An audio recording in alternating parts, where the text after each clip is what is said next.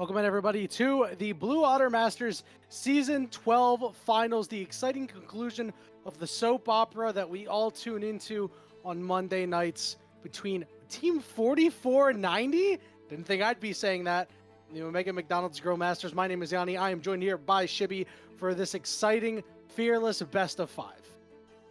Full fearless best of 5, and I say it every week. If you guys aren't familiar what that is, the champions picked in the games today will not be available for the rest of the series here. And full fearless, we'll explain if we end up getting to game 4 and 5, but game 1, arguably one of the most important games for setting the tone and using these champion picks kind of like resources, because you only get them once this series, so you've got to make sure you make it count here. And Yanni, you said something interesting in the beginning. You said Team 4490, a team that you and I probably didn't expect to be here. A lot of BOL didn't expect to be here versus the Omega McDonald's Grill Masters. Two teams that have had very different, I would argue, journeys through the playoff season with one very common theme.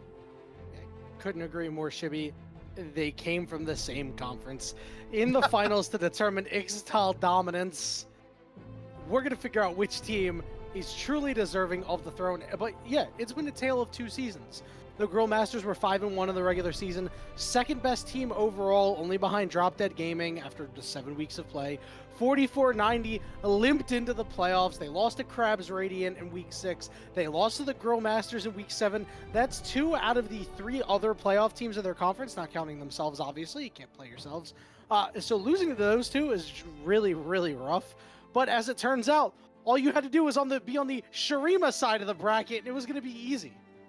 Yeah, I mean, the common theme that I talked about, both of these teams absolutely just bullying the Shurima conference here, right? 4490, 3-2 over Drop Dead Gaming in their first playoff match, 3-1 over Dorado Gaming Zeta. Two teams that were both 6-0 and 4-2 in the regular season, first and third in the Shurima conference, respectively. And if you look at the Grill Masters, 3-1 over Rubber Ducky Gaming, which was 3-3 in the regular season, so they were 4th in the Shurima conference. And then you've got them taking a 3-1 victory over Team Yippee, who were 5-1 in the regular season, 2nd in the Shurima conference. So Ixtal over everybody, baby. That's just what it is. And both of these guys, over everybody. Ixtal over everybody, as these two teams are going to go for a sort of revenge match for 4490. As you said, they lost, again, 2-0 at that week 7 final match of the regular season. As we've gotten through the bans and we've gotten through the first round of picks here, and you've looked at Team 4490, they've got themselves a pick composition. Without a doubt, this is a very nice pick composition. Some of my favorites personally in Karma and Ari coming along. Karma, champion you don't really see in the support role too much anymore.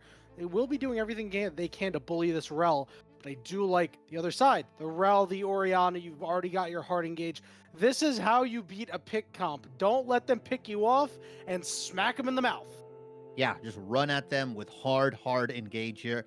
I like the Shen takeaway as well. Really prevents like kind of the extra shielding that comes in if you're trying to go for a pick composition. I think the one champion I would have opted to ban instead of the Graves is the Viego here. The Vi, very heads up ban from Grill Masters. Vi Ari, super strong mid 2v2. But now you leave the Viego open, which can then kind of net you a pick comp, but also a pseudo reset composition with both the Ari and the Viego kind of resetting across the fights as long as that first kill comes through. But 4490, I love the Ashe. I love this kind of non-committal engage. You throw it out, you hit the arrow, that guy's going to get charmed, he's going to get DPS down, and he's going to be dead here. If you don't hit the arrow, well, you've got another 45 to 60 seconds. You can throw that one out there again here. But Omega Grill Masters have opted in for this Volley Bear, and I've been seeing quite a bit of Volley Bear, specifically in the Masters meta. I love how some of these junglers have been using the invulnerability from the Volley Bear ultimate to dodge out on a lot of key ultimates and abilities and get them either the kill or get them to safety. Not only that, making top lane dives or lane dives in general very easy, right? When lane dives are such an important part of League of Legends, why not make it easy? Turn off the turret. So we're going to see a Cassante get locked in here for 4490. It kind of does fit the pick composition, and it kind of doesn't, because it can, but you either need to be on a big flank, bring them to everybody else, or you're just going to be like, you know what, 1v1 me, bro. This Yeah. is why they give Casante that jawline, right? It's 1v1 me, bro. He's a Giga Chad. Whoa! Trundle gonna be the lock in here, as he's gonna take those resistances away from Rel and Volibear. That's a bit of a shocker, and I wonder what we're gonna see on the other side from the Grill Master, Shibby.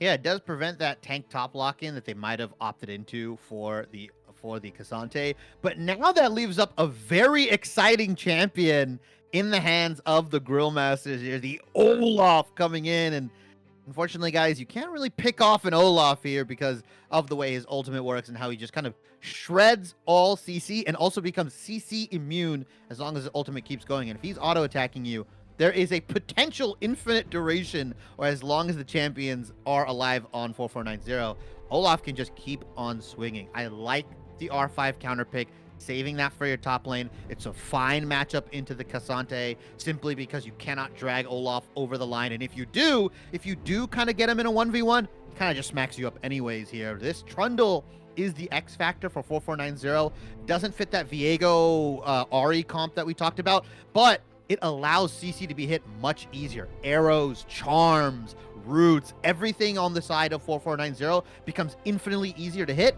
because of the way Pillar functions and because of what it does. It knocks you out, it displaces you, but it also slows the area around you. So Ari should have a very easy time landing the charm follow-up or just getting the charm off initially.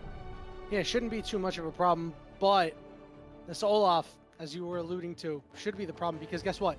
Well, not Ariel, Ashelt's going to start the fight, right? That's probably not going to go onto the Olaf. Ari Charm is going to be the thing that Olaf cleanses with the ultimate. And then Karma has to be in very close range to be able to tether this guy.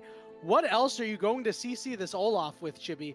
They don't have enough CC for when his Ragnarok inevitably runs out. They don't have any way to stop this guy.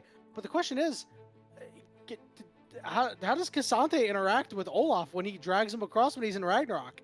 Yeah, is he still suppressed? I think what happens is that the Casante doesn't just take the Olaf over. Like, the Olaf just stands still, and I think he goes over, if I remember Yeah, that's correctly. not good. Yeah, if your Casante flings himself halfway across the map and the Olaf's not with him, well, you've just turned it into a 5v4 here. It could be rough. Oops. We'll see if they change the Congratulations, interaction. you played yourself. Yeah, exactly. You mentioned how you can't play yourself. Well, this is one way, definitely. 4490 could end up playing themselves. I think the pillar is going to be crucial because terrain technically does DC the Olaf. He doesn't just walk through it. That's why we've seen Jarvan has been a really big pickup against Olaf. So you put him in the baby cage, you flag out, flag and drag out, and then he kind of just gets stuck there with a Ragnarok doing nothing. But because the Jarvan was banned out by 4490, this Olaf pick actually just becomes super mega, super tough to deal with. It's going to be dependent on this pillar placement. It'll be tough because if he Ragnaroks and the pillar's already down, he's just going to run into your team. Trundle, Casante, even sometimes Karma can be relatively close range here or short range here. So Olaf does have a pretty fun time dealing with this front line that is, I will say, Casante Trundle. Grillmasters have a good composition, a lot of good CC, a lot of good team fight around objectives. 4490 do have to work a little bit harder to kind of get their team comp going. Yeah, they're going to have to make it work against the targets like the Orianna, like the Caitlyn. Easy to expose early in the game. The question is this Trundle going to be able to make hay on these ganks with CC? That is not guaranteed, Shibby. That's going to be the name of the game. We'll have to see what these two teams are going to bring to the table. If 4490's got something different from when the last time these two teams met, or the Grill Masters see it as just another shift on the rift. We're going to take a short break. When we return, we'll be in game for game one of this best of 5 series for the Blue Otter Masters Championship.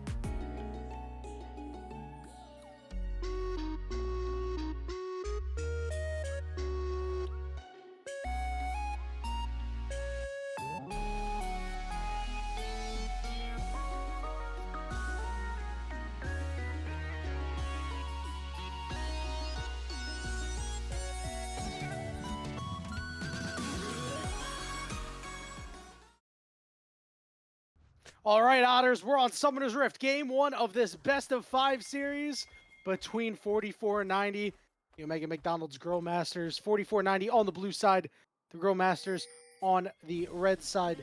And Shibby, I think the thing I love the most about this series, so far, at least in game one, every starter is here. Last week, Yama Fanboy was not available. 4490 still got the job done. Yeah, that's true. And now that we have full starting five for the grand finals, no excuses. You can't go into this and be like, "Well, we didn't have our roster, we couldn't beat you." I know the general chat can get a little spicy here, as we, like you said, Ixtal dominance, right? With 4490 and Omega McDonald's Grill Masters coming from the same conference. And I think the cool thing is that they all ended up beating Shurima teams, which is you don't face Shurima teams in the regular season. The conferences are divided 7-7 apiece with one bye week, so you just play a round robin, best of 3 round robin against everybody else in your division. So the fact that they kind of stomped the Shurima division says something about how strong Ixtal was here. And now we've got arguably 2 of the better Ixtal teams. But like you said, week 7, Omega McDonald's Grill Masters did take a 2-0 win over 4490. Let's see if they can actually take that again. They're going to have to go fight back hard on this one as Xante and Slappy Joe just trading some slaps back and forth. Slappy Joe last week was pretty crazy. Had a couple of really good games, but it was really Fortnite who was the guy last week. I mean, in the game 2 that they won, it was incredible on the Kindred. And then later on was really the catalyst as to why they won game 4, which you sadly were not here for in crazy fashion. But I'm not so convinced that the Grill Masters are going to be able to escape once again if they put themselves in a bad spot. Yeah, I think the powering up or the leveling up from 4490 through the playoffs has been something really, really cool to follow, right? I think the fact that they've been evolving their drafts, a lot of their players have just been playing better. Playoff time for a lot of these guys. It just kind of feels like this team is a different team than what we saw in the regular season. I got to cast one of the games early on in the season, and they looked rough, right? They looked like a good team. They just had to get a bunch of pieces together. It seems like they've kind of got everything together. The house is built, the foundation's good, and now 4490 are in the grand finals, and they could, I would argue, would be an upset over the Grill Masters. Oh, it would 100% be an upset, but they have upset many teams before. Ooh. As the Ghost is on, the Flash is on. First blood goes to Olaf, and he's going to be able to get away in the bush. Slappy Joe getting the job done, picking up the cannon for good measure.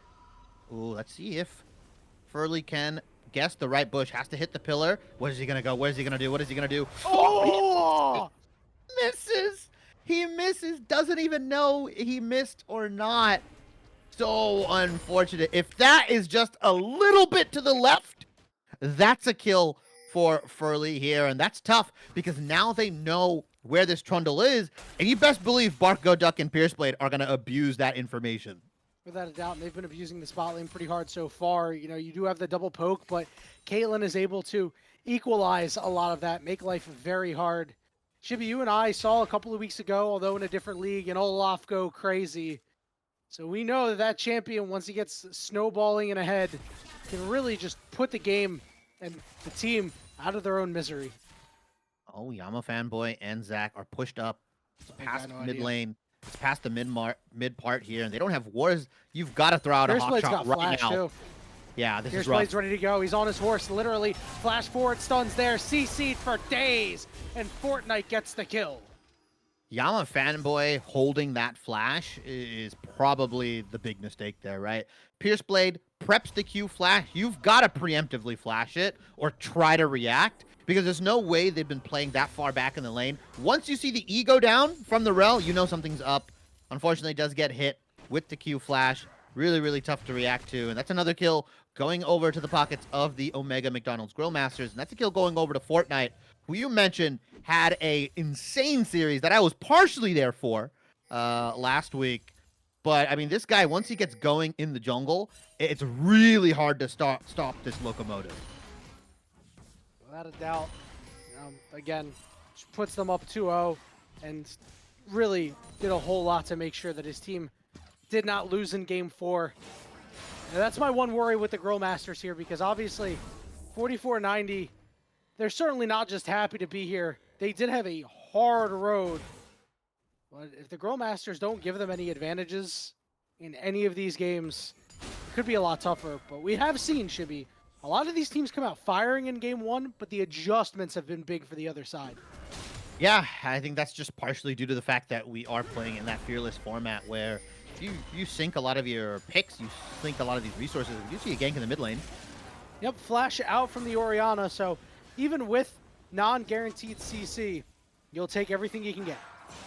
Yeah, and they can just do that again in, what, about a minute and 10 seconds, right? That's when Ahri Ultimate should be back up here, and Furley can just walk in, hit another pillar, and there's not much Akata can really do. It's just how much damage can they put in before she inevitably... Ahri has no ult, Ahri has Shockwave. Good flash from Machine Killer. Just barely able to get out. Akata not as quick. Meanwhile, up in the top lane, Olaf doing Olaf things, but Furley certainly will be able to find Slappy Joe this time around. The question is, do you actually win this if you're Furley? Yeah, it looks like he does, but the minions are putting in a lot of work. Forces the flash out of Furley. Yeah, he had to flash chomp that, because if he waits or he walks towards Slappy Joe there is a world where he W's, he gets the Q reset, and all the way Fortnite and Akata were there. So if he lasts a little bit longer in that top side gank, it could be a different story. So good flash from Furley. Doesn't really need it for those mid lane ganks as well, because you just can just walk up and pillar. Machine Killer will also have that ultimate available. Like I said, that mid lane gank could just happen again, and Akata can't really do too much about it though. But with Ahri not having flash, is going to have to be a lot more conservative in lane so he can save the ultimate for that ensuing gank.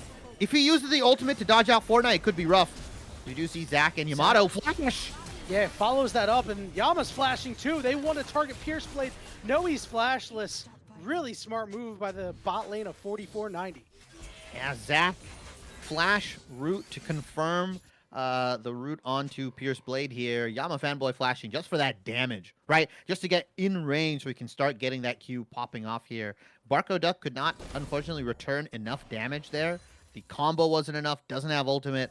Really, really tough here as we see Furley trying to revisit this mid lane, but it's just not positioned for a gank. Machine Killer should be okay, though, because he's burning the mana of Akata here, but Akata has at least one combo left in him. Machine Killer, 1, 2, will be able to get away with a Spirit Rush. I wish Furley was there to hang around in that bush when that started happening so he could get the gank. That's yeah, this is not going to do anything. Yeah, I don't think this is going to do much here. It's too little too late. Machine Killer has to communicate that he's going to aggressively trade with this mid laner so that Furley can be here when it happens, but a 2v2 could potentially be on the rise. Will scare them off. I mean, this is really good for the mid laner of the Growmasters. Akata is going to benefit a whole lot from this, considering he's just on tier right now. Ahri has to take the long walk back. You can clear this wave with Orianna QW. I do like that Zac did move over to hold that wave. Yeah, virtually no pressure put onto Akata, right? Other than that gank in the mid lane early on where the flash went away, this Orianna scaling without really too much pressure, no kills going over to Machine Killer, this is rough. When you're on the Ahri side of the Ahri-Orianna matchup, you need to either get kills either in mid lane or you need to get shove going and either transfer bot, go top, get objectives. That's the whole point of picking this. So you do see a support roam. Slappy Joe going to be targeted. He does have his Ragnarok if he needs it. And he'll just pop the Ghost. Yeah, he's out of there. 3 men on the top side here is going to open up Yamato Fanboy to a potential dive as Volibear Fortnite has ticked level 6 and Yama Fanboy knows it. He's like, I gotta get out of here. I can't stay in this lane anymore, guys.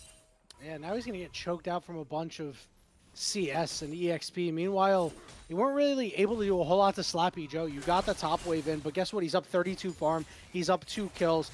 This is really disastrous for 4490. I mean, this game state looks a lot better than it actually is. Yeah, and, you know, what was the point of picking that double range as Yama Fanboy? Brother, you cannot dilly-dally. Stop waffling between the two. He's dilly-dallying. Oh, he dillied when he should have dallied, and now he's just dead. So he's going to go down. Teleport coming in. That's going to be Machine Killer and Cassante coming through. Ultimate out, but it looks like Fortnite will go down. Machine Killer with a big charm with a Pierce Blade. Pierce Blade's got to try to find a way out. Will flash over to the Dragon Wall. Machine Killer in hot pursuit of Barco Duck. Is elected to stop that one to potentially target out the Rel. But Pierce Blade is out. A 1-for-1 overall, but a big wave, or was a big wave, missed by Yama Fanboy. The fact that he did, as I said, dilly-dally between the turrets, caused this death. Both TPs going down as well. Look at Slappy Joe in that top side as this dragon gets taken here. Look how many plates he ended up getting. Look how much CS he's getting, right? He's going to have so much gold in his pocket. And Yanni, I don't know if you've seen what he first itemed in that top side. Brother has a hole breaker. He wants nothing to do with the team. Oh my goodness, he is just eating this Ashe alive. My goodness, that was horrifying. We can't really stream that, can we? No, I mean, unfortunately, we've got censors in the post game here, but Yama Fanboy does just get eaten alive, like you mentioned. You can't walk up to an Olaf. You can't walk up to a 2-1 Olaf with Hullbreaker, who definitely has Ragnarok. Like, you have no way of stopping him. And Slappy Joe's a problem, right? Like, we talked about, you know, once he gets snowballing, once he gets going, could be a menace. The guy has already snowballed, right? He's picked up a ton of gold, picked up a ton of plates. He's actually eaten that whole top lane turret for himself here, has acquired first brick, 5 turret plates, and first turret gold, plus local gold. The dude is so close to a second item, just off rip. That's absolutely ridiculous. I mean, he's probably still licking his fingers while heading back to the bottom lane here. Now, 4490, they want to make a play on a Barco Duck. This will be a 4v1. Here's the pillar. Barco Duck trying to get out. He flashes. Oh. As you said, Slappy Joe is there to turn this around. They have teleport coming in from Akata as well, but they don't really need it. Slappy Joe finds himself a kill. Akata wants to speed him up. They want more. Flash Undertow. So aggressive. Ace in the hole coming down. But Yama Fanboy's the target and he falls too. Now Casante's got to find a way out. At least this turret's still standing. You still have the Ori Shockwave if you want to go for it. It's positioned well.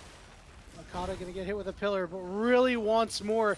Pierce Blade's here too. This is terrible. What a great play from the Grill Masters. Are they going to stick around? Casante at least is going to for the moment, but staying under tower and stuck. Furley forced a flash over on the side, and it's just more gold going to the Grill Masters. You said they're licking their fingers. Their belly is full. They've got to unzip the pants, Yanni. That's how full they are right now as a disastrous play goes from bad to worse for 4490. They looked for the pick onto Barco Duck, but instead drop a bottom lane turret plus 3 kills, and all they get in return is some alone time in the topside turret for Machine Killer. That's not enough. That gold lead 3 minutes ago was, what, 1.52k gold? It has skyrocketed to about 6.5 gold, or 5.5 gold, sorry, in the favor of the Omega McDonald's Grill Masters. They've been putting overtime shifts. Yeah, I mean, Thanksgiving came early, as you said, had to unbuckle the belt. We're the aunties giving them the side eye because they took 10 plates, Shibby. That's a lot of plates even for Thanksgiving dinner. And right now, they are just relishing in this gold lead, as you said. It is massive. It is a 2-item Slappy Joe at 13.5 minutes. Yeah, usually teams are ticking onto their first legendary items around the 10 to 12 minute mark. Slappy Joe is on his second right now, and he's just going to get so much stronger here, right? Because of how snowbally it is, how much gold he's been given, right? 10 plates, like you mentioned. I don't know if this play is even possible. Enchanted Crystal Arrow is there. Fortnite is getting low, and he will go down. Pierce Blade just doing what he can to keep him in the area. Barco Duck also trying to put out damage if he can. Okay. 2 kills for 4490. I didn't think that play was going to happen. I thought Akata would be able to roam down a little bit sooner. Fortnite, not as tanky, did have Roa instead of like a typical tank rush that we've seen from Volley Bears. This guy's going to go Roa into potentially tank and then maybe the Navori Flicker base, but a good look from 4490. There's the all out. I don't know if he's going to be able to win this fight, and not so. It's going to be a shutdown for Machine Killer. That's a lot of gold onto the Ahri. Yeah, like you said, tons of gold going over into the Ahri's pocket. Has put himself well ahead of Akata, but we flicker over. I just want you to see a Slappy Joe. The guy's nearly doubled his laner in gold right now, and that's the person you've got to deal with. Furley going to be forced off of this Rift Herald as the Grill Masters know what they want here, but a teleport is coming in from the Ahri. Akata does have Shockwave available, but the team is split. He's going to look to regroup as the Rift Herald is going to fall and be secured by 4490. Good look from 4490. Slappy Joe opted in for Flash and Ghost, so does not have Ignite to help out his laner. So as long as 4490 are using their TPs efficiently, the moment they get a kill or the moment they see Slappy Joe on a side lane, they can create a numbers advantage almost instantaneously. And the Grill Masters, unfortunately, do have to concede those objectives. A lot of that gold is sequestered onto Slappy Joe. So when he's not in these fights, the gold difference between these two teams is very, very even. The fight gold, right? The amount of effectiveness they have in their items, very, very even here. Well, Akado's forced to flash. This is going to be really hard to get out of. It's a good shockwave, and I'm kind of surprised they didn't pursue that a little bit more. But they elect not to, so Orianna will live to fight another day. Meanwhile, on the bottom side, the Grill Masters will pick up their first dragon on the game. Turn up the heat on the Skrull a little bit with this Infernal Drake. Yep. All the meanwhile, we did see a 5-1 grub split for the Omega McDonald's Grill Masters. Should be expected, as Flappy Joe is having a damn good time. Yama fanboy, have you learned your lesson?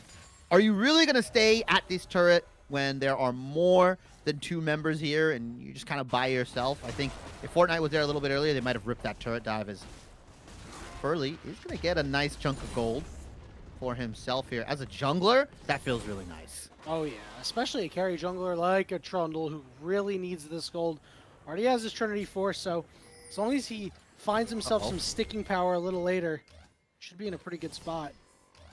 Zigzag will back off this play. They don't want to do anything too crazy, as the game has slowed down quite considerably here. Shibby is, the gold is starting to tilt a little bit more toward 4490. They're starting to, mount a comeback. They've played really well these last couple of minutes, and we just need to see them land more picks. This was the name of their game. Just get a couple more, and you're right back in it. Yeah. Gold lead was 5,500 for the Grill Masters at one point. It has shrunk down to about 4, so they've shored up about 1.5k gold in 4490's favor. But Slappy Joe just kind of needs to keep split pushing, right? He needs to draw more than one member towards them, and the Grill Masters then can just take objectives, take gold across the map. It's a very simple thing to do. When you've got a top laner this far ahead, do a 4-1 split, force multiple members on the side of 4490 to answer you, and once that happens, you take the gold across the map here. Easier said than done, as there are different champions on the side of 4490 that can kind of just deal with Slappy Joe, not in the sense of I can 1v1 him in the side lane, but I can wave clear. Specifically, Machine Killer has a lot of good wave clear on this Ahri. Can just be like, all right, we're going to ping pong waves back and forth, and my team's 4v4 is going to do better than your team's 4v4 as long as I can get that pick early, right? Jade, Furley, and Yama fanboy can start firing off arrows and getting some clean picks onto the Grill Masters as long as they're not bunched up. Probably going to get hit by a charm under the turret here. Fortnite coming in to try to help him out. Shockwave lands onto Furley. Furley will fall. Ace in the hole won't get the kill. It'll be Fortnite who gets it. Uses his ultimate. Thought it was the charm. Now gets hit by the charm. Still trying to chase down Machine Killer, who is having a hard time trying to get away. Forced a flash. Whew. Overall, 1-for-1. 1-for-1. Trade of summoners as well. Flash for flash. Furley again flashing for that kill confirmed. Is Slappy Joe 1v1 against Jade. I don't think Jade should win this, right? Slappy Joe is taking a whole lot of damage. Zach here almost assures that fight is going to be a moot point, but Slappy Joe hasn't really been able to get more than what he got earlier. This first turret, the bottom outer turret as well. Other than that, it's been quiet since then. He sputtered out a bit for sure. Had a really explosive early game. Top lane turret, like you said, 5 plates to himself. Was involved in that bottom lane play. Helped his team out, but other than that, has kind of just been feasting on minions and giving waves over to 4490, which is completely fine for them, right? They've got Cassante, they've got Trundle. Like, they're more than happy taking minions and kind of getting some of their front line up to par before they can realistically fight here. But I do want to see 4490 look for more picks. They've got to do the same thing that they were doing the past couple of minutes consistently to get back into this game. I'll give the scaling a difference, or the scaling option, over to the Grill Masters. I think Orianna, 3-4 items in, will just start one-shotting your backline. It doesn't matter. And Caitlyn, one of those champions that once she hits 3 items, does just start hammering HP down on the side of 4490. Once she gets that early IE into rapid fire, or even if she goes collector IE into what is going to be LDR, these tanks are going to be nothing but butter in front of her. Yeah, it's melting like a hot stick of butter through a knife, Shibby. Yeah, yeah. Barco Duck is gonna have a fun time here. So we do see Rift Does he have the Herald. driving skills? Oh, Oh no, a fender bender. Furley hits the curb, and this Rift Herald, they fought so hard for. Use 2 teleports for. It's not gonna get them anything. yeah, I heard he was on the Fast and Furious B team. Unfortunately, did did not get recruited. And that's exactly why, like you said, Fender Bender. And they know where this guy is. They've got his jungle warded up here. I don't think they're actually going to try to make a play. And I think this has kind of been a fault of the Gorilla Masters this game. Not using your strength to put down a ton of vision and make plays, right? As Slappy Joe does see 4 members here. A lot has been invested on the side of 4490. They've got to get this kill. Yeah, he's sticking around because he thinks not many are here, but they used a great job of a vision trick. It doesn't matter. He flashes forward. Slappy Joe will fall, but not after he takes off the Ash. Oh, and they're committing the TP. This might go down, or are they going to let him TP first? Well, Sante does get there, but they do lose the turret, Chibi, so not sure if that's really worth it there to what? Drive off the Girl Masters from Check's notes, taking that bottom turret, but it's the world we live in. Machine Killer going to look to target out. Barco Duck misses with the Q. Now he's going to get chased down by Fortnite. Gets ulted on top of, stunned and dead. Shut down for Fortnite, and now it's time to take out this last outer turret. Beautiful play from Shockwave onto Barco Furley. Duck. Furley Uh-oh. gonna be the target. Zach trying to root somebody up, but Zach is going to find himself caught up and taken down. Some more kills going to the Grill Masters, and they have now broken this game open. 100%. Mid lane tier 1 down, both top lane and the bottom lane as well. So they can start investing vision into whatever side they choose. The dragon as well, Ocean Soul on the menu for this game. They're going to pick up their second dragon here. And I just want to highlight how well Barco Duck played. He keyed himself into the minion wave to make it so that Machine Killer cannot hit him with the charm. Had the cleanse available as well, but unfortunately, you just can't make that play if you're Ari, right? You need the CC setup, and if the minion wave is there, you've got to kind of pay attention. Arrow needs to land, or a really good kind of Trundle Pillar needs to land so that you can get that kill onto Barco Duck here. So, bit of a forced play from Machine Killer that ends up leading to a lot more lost for 4490. Mid lane tier 1, Dragon as well. Like, a lot was lost off of that overforce, I'll say. Yeah, and the rest of the play just felt like desperation at that point. You know, that's really how it went, Shibby. And while the kill totals are close, the gold lead is not. It's been a great game for Slappy Joe. He was the one who kicked all that off by winning a 3v1, and now he's got the man advantage with the Shockwave on top of it. Akata gets that kill. Could be time for the Baron if they want it. Couple members on vision, but the jungler is down. Jungler is down, but I don't think the Grill Masters confident enough to rip this Baron. They're afraid of the damage that Machine Killer can put out here, rightfully so, with how Baron shreds your MR and armor here. A lot of poke from Zach as well. Might stave him off this Baron before Fortnite does start it.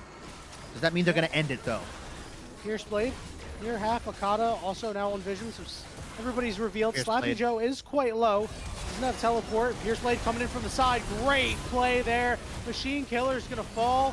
And the next target's on the backside because Olaf is going to town. And he is walking away with 2 in the pocket. Cassante, the only one to live to tell the tale, as the Grill Masters take the Baron. Very good flank from Pierce Blade. They had to have known he was there. I saw the things go out. They did mark him. They just didn't care. They felt like they were under too much pressure. Big Magnet Storm sets up the Ragnarok resets, and that's going to get them the Baron here. If they weren't definitive, that they weren't confident at the Baron before, definitely that team fight win will net them a 10,000 gold lead. And it's now the Grill Masters' game to lose here. Every single member cresting up upon their 3rd item. If you're Slappy Joe, you're cresting upon your 4th. It's going to look rough for 4490. It's tough to play these pick compositions when you go so far down in gold. 2,000-3,000 is a little bit more manageable. 5 to 10, that's where that pick composition becomes completely irrelevant. Because they're just so far ahead in gold, they can just slap you with the wallet here. Zakata, here in this top side, is going to get the 1-3-1 split going for his team, as Slappy Joe will be hammering away at that tier 3 bottom lane turret. Yeah, there's no scaling for the side of 4492. Nope. There's just nothing that you can really hang your hat on in this game. that is going to will you back into it. So it's going to take critical errors from the Grill Masters. The entire kitchen's going to need to burn down. Somebody's going to need to put ice in the fryer in order for this one to go the other way. We'll see if anybody is going to do it. I think that these are all well-respected employees of the Blue Otter Masters establishment, so not sure if that'll be the case. Charm goes down to the bottom side here. Sloppy Joe's going to tank up a couple of turret shots. Fortnite is in the area. Make sure he's okay. Just continuing to put pressure. Yeah, they're gonna need to call the health inspector if they want to win this game. They gotta find the foot lettuces. They have found Akata here. Well, let's see if Akata can find his way out of here. It doesn't look like it. It looks like he's eating this foot lettuce. He will flash over the wall. Gonna go the other way, but he has been spotted. Really just nowhere to go. It'll be a shutdown for Furley. On the bottom side, Olaf goes down. Teleport TPs? coming in. There's the ultimate. Barco Duck got caught. Magnet Storm isn't going to be enough. Machine Killer shielded up. Will go down. Can they get on the Barco Duck? They can't. Fortnite is now stuck. All out and over the side. He goes golden. I wasn't expecting that, but he's going to go down all the same. And a lot of gold flooding into 4490. And look at Furley. He's just pushing that top side. Gets the kills. Like, I'm going to get more gold. I'm a Trundle. I can take these turrets down super quickly. Death timers are decently long here. Barco Duck has to recall. Still a ton of gold down for 4490. But what a play, right? To execute on that pick composition. They get the kill onto Akata on the top side. Quickly, Jade TPs to that bottom side as they get the kill onto, I believe it was Slappy Joe here. And then they just win a 4v3 flat out. Very, very well played from 4490. They've still got some bite left in their bark, and let's see if they can actually whip up a couple more plays like that. They have gotten that one dragon in their pocket, so they aren't in threat of the Dragon Soul, so they will just give this away, but not bad for 4490, especially when you're that far down in gold. Not at all, Shibby. The only issue is you have to win the next one, and it has to be quick. Because Barco Duck is scaling. Like you cannot match that, as we said earlier. You're already down an inhibitor, so the Girl Masters did break the base. It's really just up to them. But if they can properly execute here, Pierce Blade's engages have been pretty good. So as long as they're on the same page, Shibby, should be okay to try to put it away. They're sending 4 members to the bottom side. 2 are on the top side right now, just in fear of Slappy Joe. Yeah, I don't know if they can make the same play they did, right? Jade and Furley did it to Akata, but that's an Olaf. That guy's designed to take on multiple members here, as I believe that's what's happening.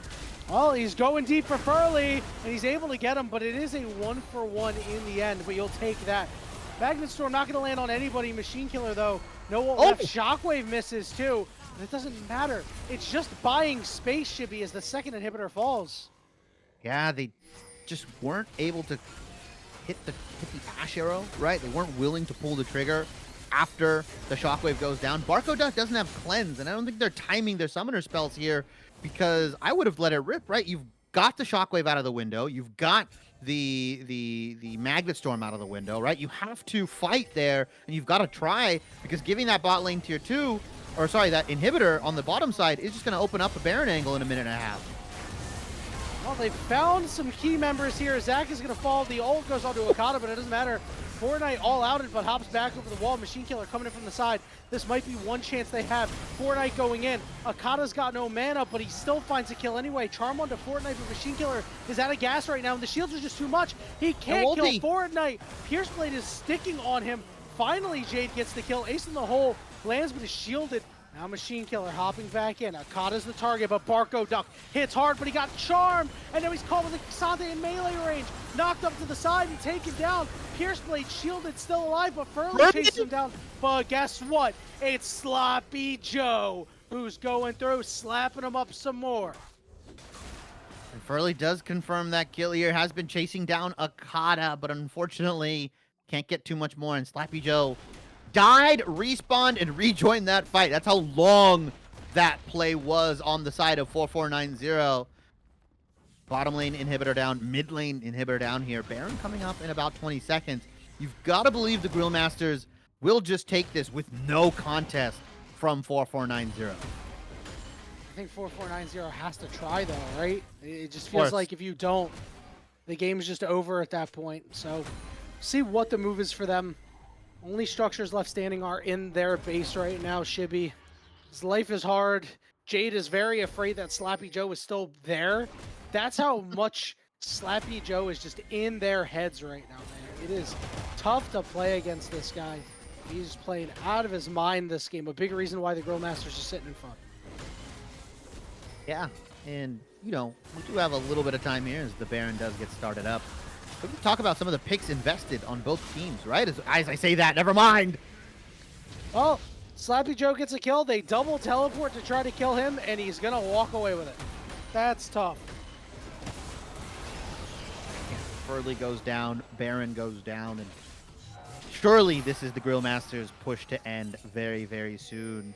They are looking for a play onto Slappy Joe. The guy is nearly full items, has bought the Elixir of Wrath. As you can see him shocked glowing that they're red. both still down here. I mean, I don't think they have a choice. They just feel like they're trapped. They invested 2 TPs. Charm down on. Here we go. Push him closer to Machine Killer. Machine Killer's just got to keep range, but gets into melee range. Will go down. Machine Killer gets credit for that kill. Up! But yeah, they need a back or something. Stop these guys from pushing in. Barco Duck is taking a lot of damage, and there's not a whole lot of minions left. It doesn't matter. They can tank up, and they do have grubs. Turret will go down. Fortnite shoving it on the mid wave with the inhibitor back up. Looks like the Grill Masters will elect to just walk away with their prize being the top inhibitor turret. And based off the itemization coming out from 4490, I don't think they're going to risk the game off of contesting this Ocean Dragon. You got a decent amount of Grievous Wounds, both on Yama, Fanboy, and Zach here, as they've picked up the Mortal Reminder and the Oblivion Orb, but they don't know where these guys are waiting. This is a deadly squad of 3. Fortnite, Akata, and Pierceblade are on the backside. 4490 have no clue they're behind them. Now they should. They just don't know how many are there. Yeah. Here we go. Fortnite going to be targeted with Enchanted Crystal Arrow. Pierceblade and Akata just biding their time, waiting to go in. Machine Killer's going to spot them out, force them away. Fortnite means he's stuck. Double shockwave, lands onto 2. But Akata chasing down Yama Fanboy gets him. Furley a little low, so low. Ace in the hole coming down to Machine Killer, who gets chunked out. It's a triple kill for Akata, and now they just got to knock down Jade.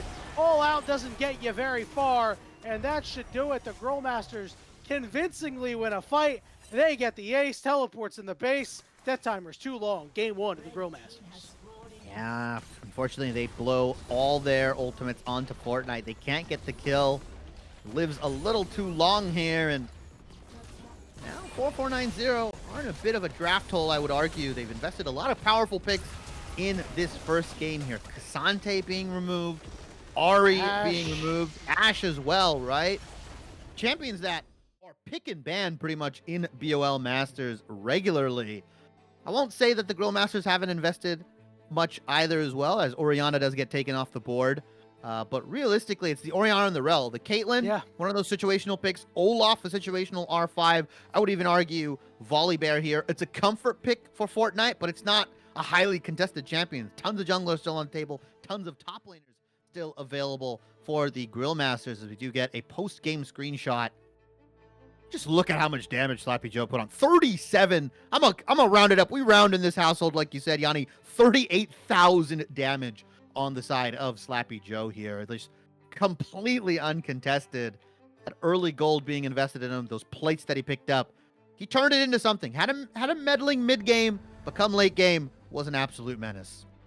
Yeah, he looked like one of those jade cutters on TikTok, you know, where they grab the rocks and they find the jade inside. It's exactly what he was doing all game long up on the top lane. Just made it really, really tough. Now, the good news is you won't have to stare down that Olaf anymore, and there's not too many top laners that can present an equal challenge as an Olaf, so that'll be something that 4490 can at least breathe about and come back and win in game 2. I mean, you know, they lost to Drop Dead Gaming in game 1 of the quarterfinals, the team who went undefeated all year, and they ended up coming back to win that series. So who's to say that they won't be able to do the same here, Shibby? We're going to go ahead and take a break. When we return, we'll kick it to the game 2 draft between 4490, the Omega McDonald's Grill Masters, and the Blue Otter Masters Finals.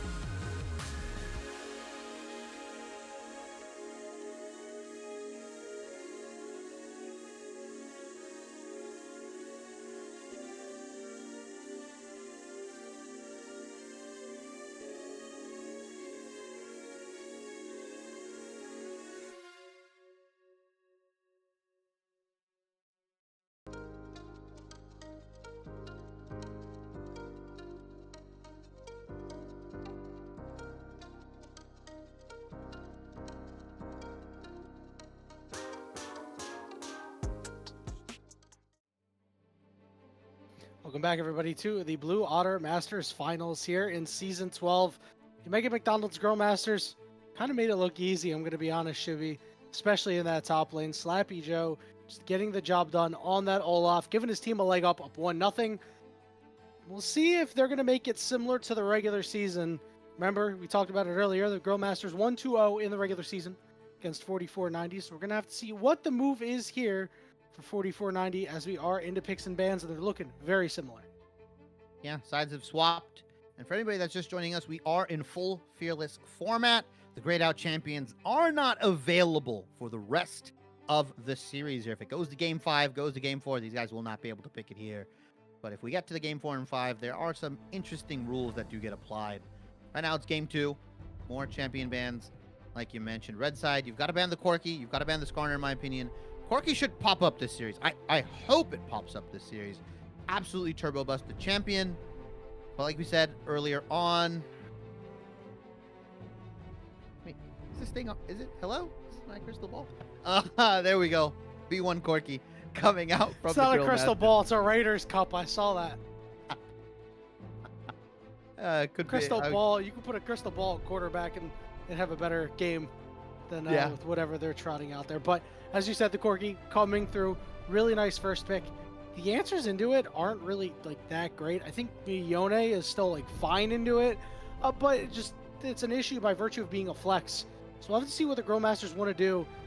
Pay close attention to their support pick as Jinx will get locked in. 4490 doing their thing, making sure to watch Arcane. I actually, surprised, have not seen Arcane Season 2. I'm one of those guys.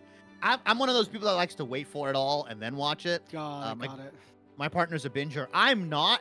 but Okay. I just I like was gonna going at ask it if with it's my own something pace. you watch with your partner, because I'm just like, oh, I'll watch it with you. Yeah. No, I mean, well, you're welcome to. But yeah, it's something I do watch with my partner, as we do see a partner of champions being paired up on the side of 4490. What I don't like is that they ended up banning the Skarner and leaving the Corki open. At that point, if you're leaving OPs up, trade 1 for 2, right? Take Skarner plus Jinx, or take Skarner plus something else. Xin Zhao, to me, is not like an insane champion. It's very good. Fundamentally, it's a solid pick in the meta, but it's not anything to cry home about, right? It's not something to be like, oh man, look, I got Xin Zhao. No, Skarner is one of those champions. That's a lot better here. As the Leona gets picked up. Good setup and a good champion, just flexible all around. You can go for pick, you can go for hard engage, you can also go, you can play, kind of a little bit differently. You can play more like skirmishy with the Leona. Very good fundamental pick that fits into most compositions. I'm never mad if I see a Leona on most team compositions. I think this is an indicator that we could be seeing Corki in the bottom lane. Now, Jury's still out. So obviously other champions that you can pair with the Leona that will present a strong lane. But this is an indication that, yes, we want to go get kills. We want to take out this Jinx, kill her on repeat, because Corki still very strong early. Jack's going to be the pickup here. And as we all know, it is the quintessential counter into the Xin Zhao. I'm interested if this Jax will go into the jungle. I don't think it's likely. But I do think it's something worth at least considering. It's a compositional counter, right? A lot of auto attackers on the side of 4490. I do like this Poppy pickup, though. Yeah. Counters a lot of what the Grill Masters want to do, but you've got to follow up this Poppy with a ton of damage. You've got to front load damage in these next couple picks here as we do get to the second round of the ban stage, because it's all good and dandy that you prevent them from jumping onto your carries and you root them, but you need the damage follow-up to make sure that the Poppy's W gets value, right? It's not enough that you just stop them. You've got to kill them while they're rooted here. I do like the Jax. I don't think it's going to go in the jungle. I think it's going to stay in that top lane. And I don't know if this interaction still works, but if it is Corki Leona in the bot lane, I believe Corki's Gatling gun almost automatically triggers the Leona passive. It does. Like, instantly, right? So yeah, Yes. You have a ton of burst coming in onto this Jinx here. Really, really rough. Could pair it with the Thresh. Could opt in for a Janna, potentially, if you want to go more peel-orientated. But I don't know any 2v2 on the side of 4490 that could contend with Leona Corki if it is that bot lane pairing. Yeah, I agree with that. I actually think Thresh is really good here, even though Thresh has not been the greatest champion for some time now. Bit of a Thresh aficionado. I would love to play into a composition of a Jax, of a Leona, right?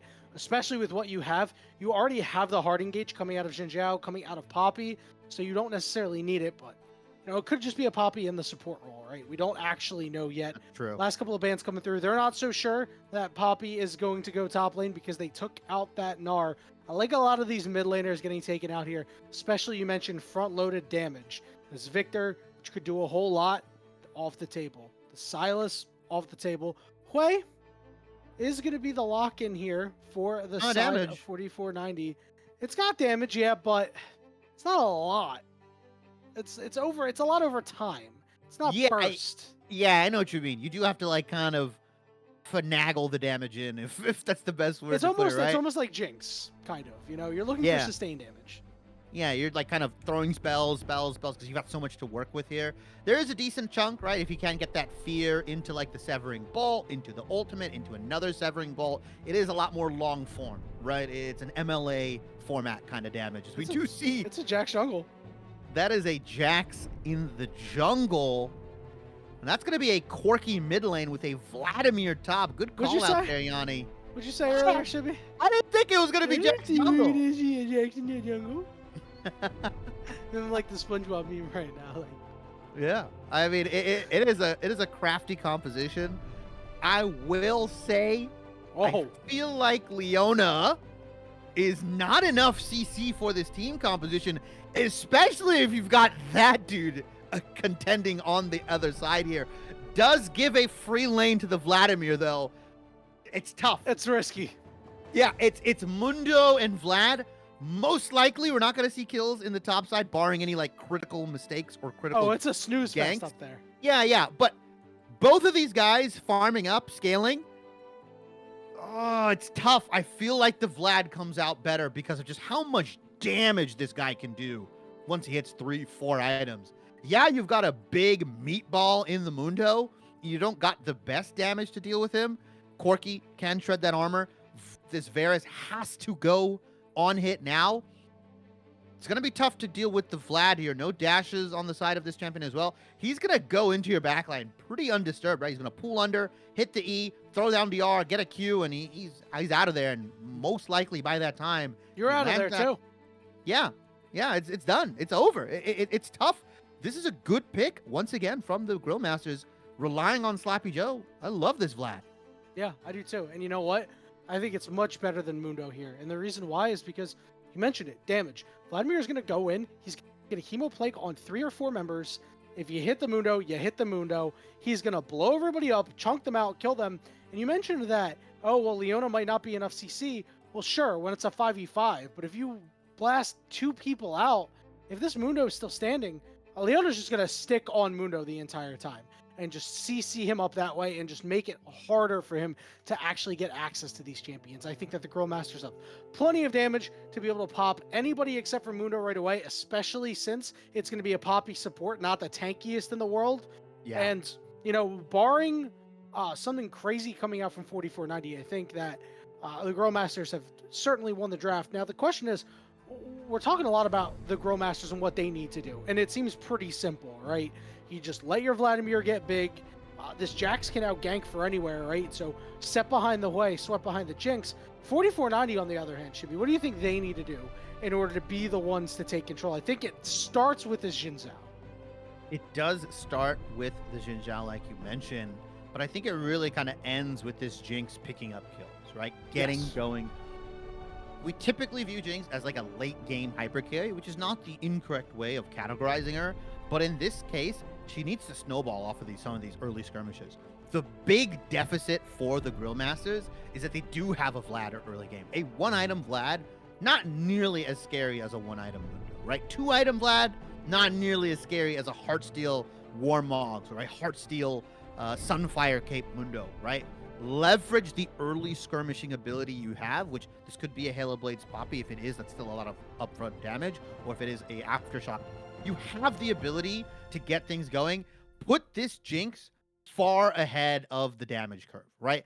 Get them ahead of the Varus, get them ahead of the Corki, and you can just start rolling some of these early game skirmishes, some of these early game fights. I'm talking second Dragon, second set of Grubs potentially, right? Rift Herald, really prior to about 20 minutes when you can get a sizable gold lead to negate and give you more time against this Vlad, who will eventually scale into this powerhouse that we talked about, right? The gold lead cushion will buy you minutes. However much 1,000 gold they're up at 14 minutes, that's how much time you have before this Vlad comes online. So if they're 5,000 gold ahead at 14 minutes, well, they've got maybe 19, they've got until the 20-minute mark before this Vlad really gets going here. That's kind of how you have to view it if you're on the side of 4490. Win these early skirmishes. You've got Zin's out, you've got Poppy, you've got Jinx, who can really get going once that first kill comes in and just leverage the early game skirmishing power. I like it. Who cares about the Vladimir? He's going to get his. Make sure our hyper carry gets ahead, because it'll be tough to put down a Vladimir, but easy to get kills into this Jinx. Teams are waiting to get on Summoner's Rift, so we're going to cut it away to a short break. When we return, we'll be on Summoner's Rift for Game 2 of this Best of 5 series between the Grill Masters and 4490 for the championship. Don't go anywhere. We'll see you soon.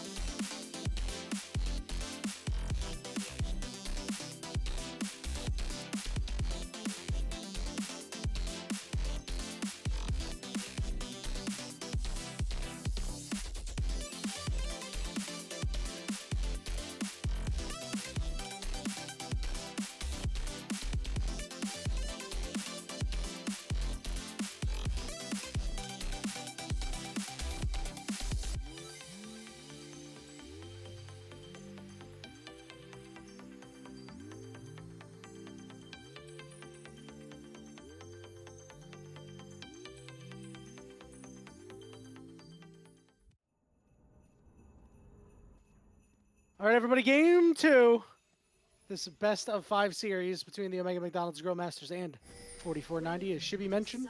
Sides have been swapped. A couple interesting choices here is Ignite for Slappy Joe in the top lane. I guess not that interesting, especially when you go up against a Mundo, but it will mean that this Vladimir's movements are going to have to be on point, and it's something that 4490 can't expose.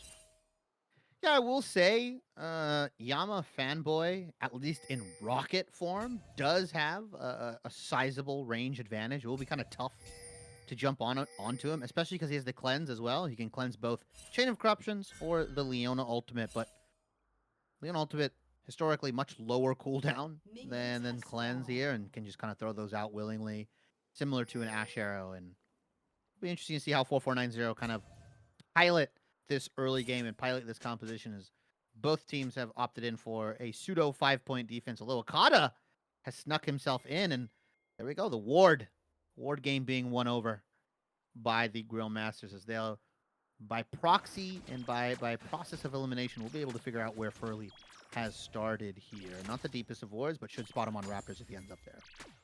Yeah, this is really important, mostly because Xin Zhao in the early game, very, very strong champion. So if you can neutralize his early game, that's step 1 toward coming away with a victory when you have a Vladimir, when you have a Jax, who Jax is strong early, but not super strong early. It's exactly what you want to do. Be able to spot this guy out, maybe even pick him off potentially. So I like what the Grill Masters are putting together. And just kind of mirroring their clears right now is Marco Doctor trying to get whatever poke he can with the hail of arrows. I really do appreciate Fortnite having some more creative answers in the jungle, right? Sometimes when you see some of these picks, they can kind of, not actually work out, as they do spot him, I believe. If someone's actually... They pinged it. He pinged it, but if someone have the camera over it, they should know that it's being taken. But if they're not actually paying attention, they might not know. They did ping a question mark. So I don't think they know that he's actually on there just yet. I don't think it was a question mark, Shooty. I'm not sure. It's hard to see from here. Yeah, that is true here, but they have a relative idea. Oh, they know. They know. Oh, yeah, they know. They know. They know. Look at Fortnite. Oh, yeah. Fortnite is ready to go. Smacking him down. Here comes the counter-strike. Okada trying to get close, and he will be able to do so. Keep him in the ground, Shibby, the name of the game. First blood going over to Fortnite. Yeah, they knew. I told you, Shibby. You gotta trust me. I thought they didn't, but the moment we saw Fortnite running into the enemy jungle here is really good prediction. That's interesting, because if Furley doesn't just path down and instead opts in for his wolves, Pierce played. Zach with a nice move there, but continue. Yeah, if he doesn't just path straight through the river, potentially for a gank onto Okada, that play either doesn't happen or gets a lot more delayed. Like, that was a really good call from Fortnite and Okada. But Furley just does like some really, really unorthodox pathing and gets punished for it. Does have to go to the top, does get the crab here, but like you said, has lost his blue buff and a nice little chunky lead for Fortnite.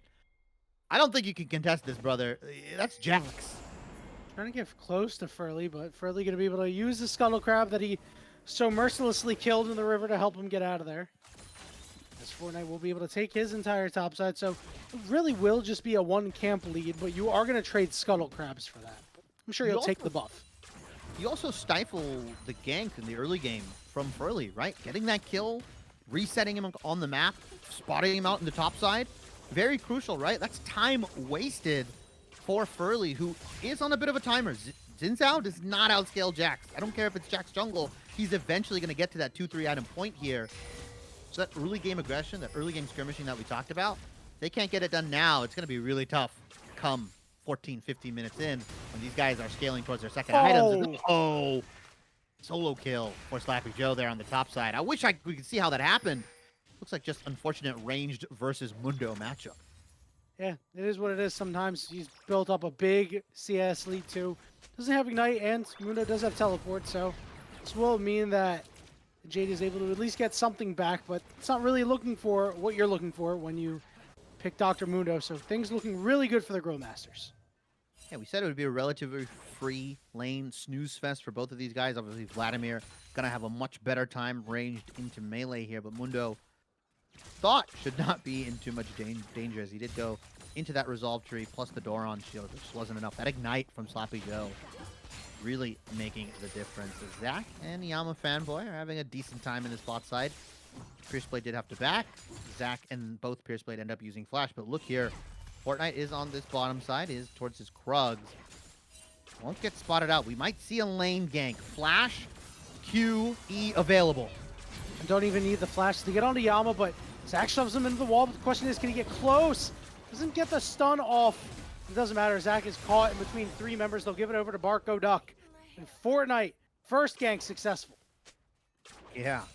First kill onto Zinzao was successful. That first gank, like you mentioned, lane gank coming through.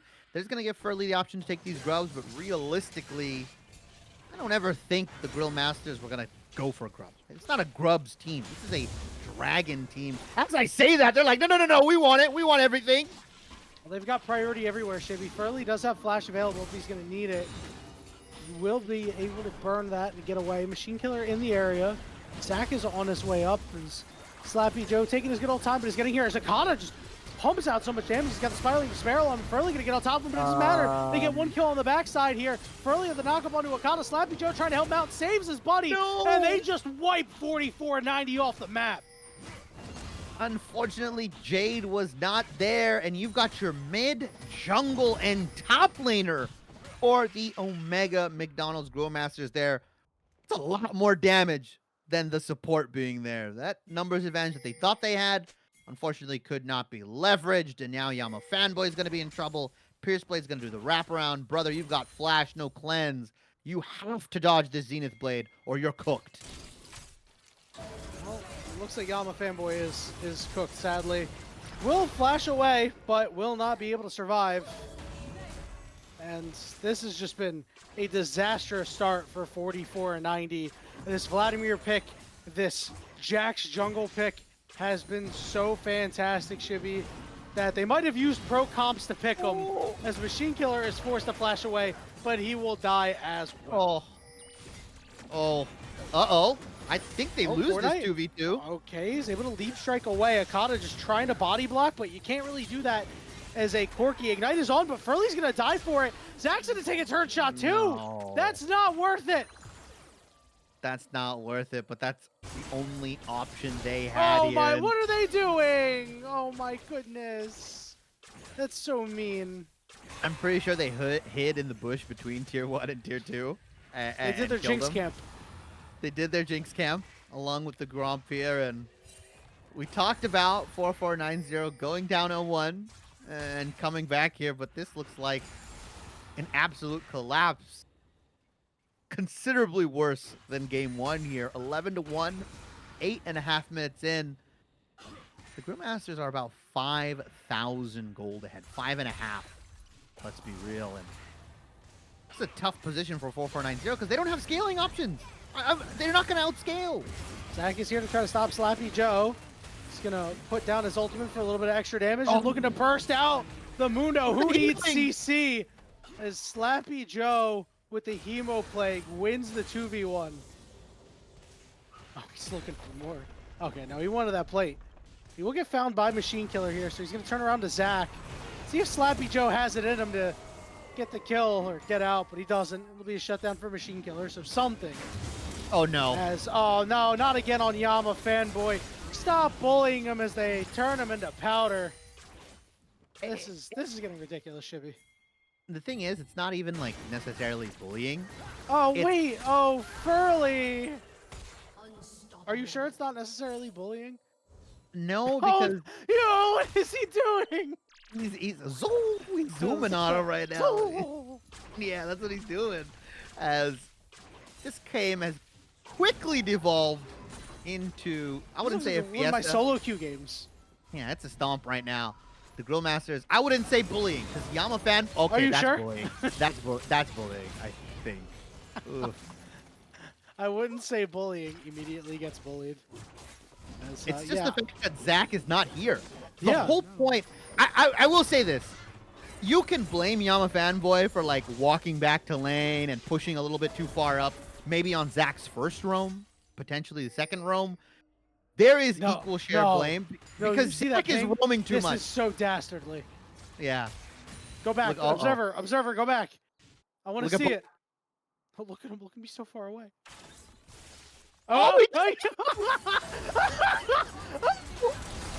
I hate to laugh at that, but he did everything he could. no! Yeah, I'm a fanboy. I'm so sorry, dude. This is rough. Oh man. Oh, this is tough. Ignite onto Slappy Joe. Slappy Joe is going to drop the Hemo Plague onto 2. Gets knocked up, manages to go into his pool. A nice ultimate from Furley to try to seal the deal. They managed to go 1-for-1 here, but Fortnite has nothing left in the tank. He's going to leap strike away, but they're in hot pursuit of him, and Fortnite does not have the damage. They finally get a win somewhere, Shibby.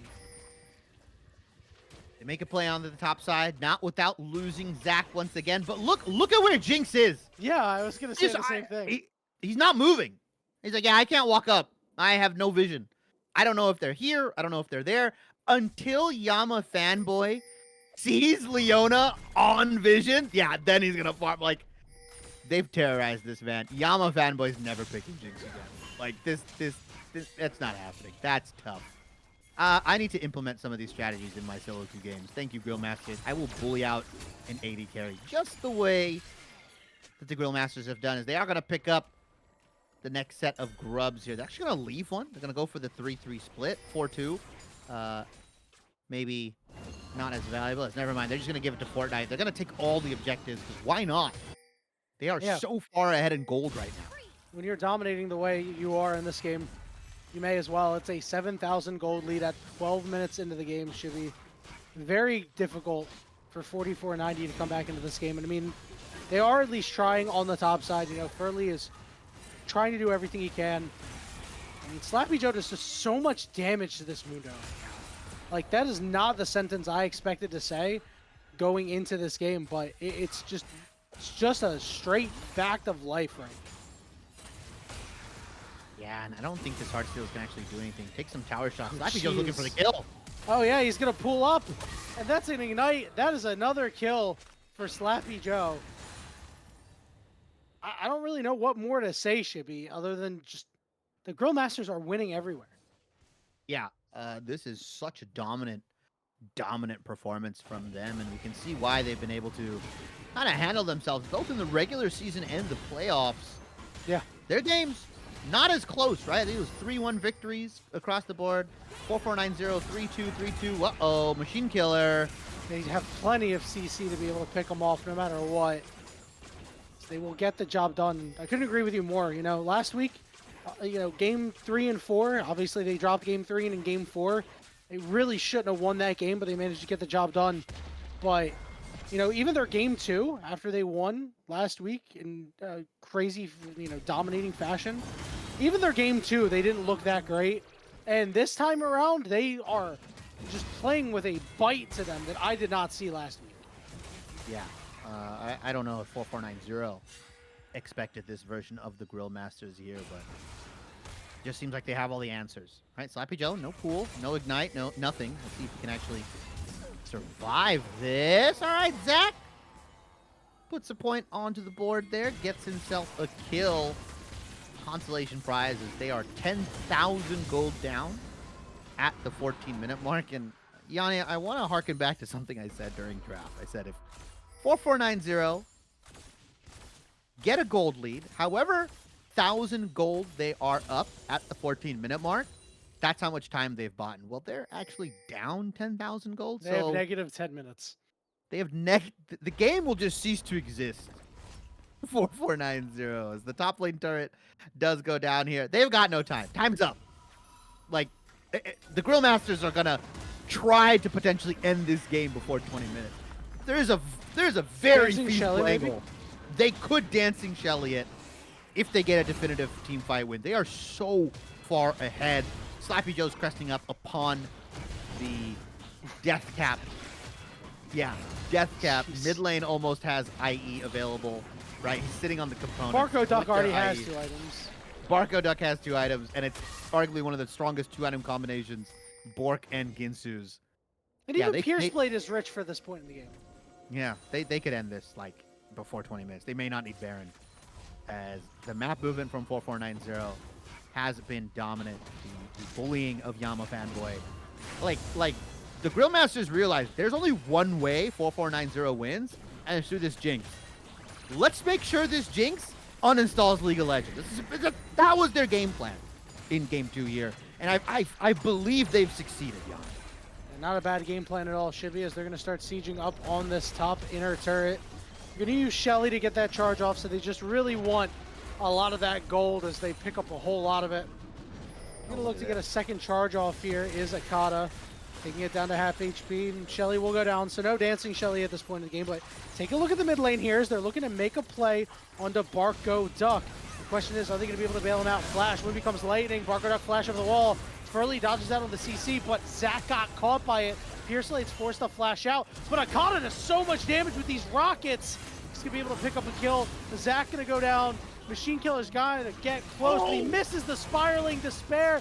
He can hit a skill shot, and the Grill Masters get away easily, although Pierceblade, I think he doesn't get away so easily. Now Akata, wait a minute. Akata gets shut down as they allowed Mundo to take him down.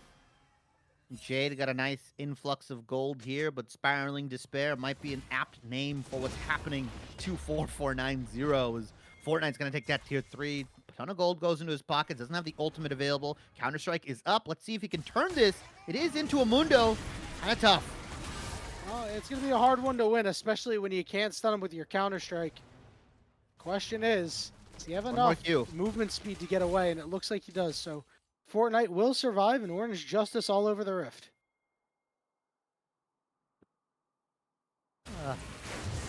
Slappy Joe, uh-oh. Might actually go down here. Not without getting a kill.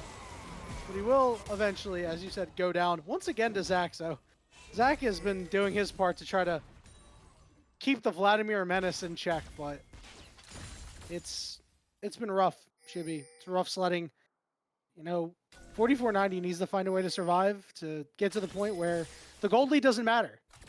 It'll take a while to get there.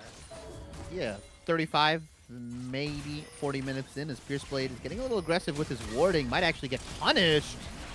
Well, the choppers aren't going to land onto Pierceblade. The CC, is it enough? Super Mega Death Rocket lands. Pierceblade low and will die to a cleaver. Jade is on a killing spree right now, Shibby is.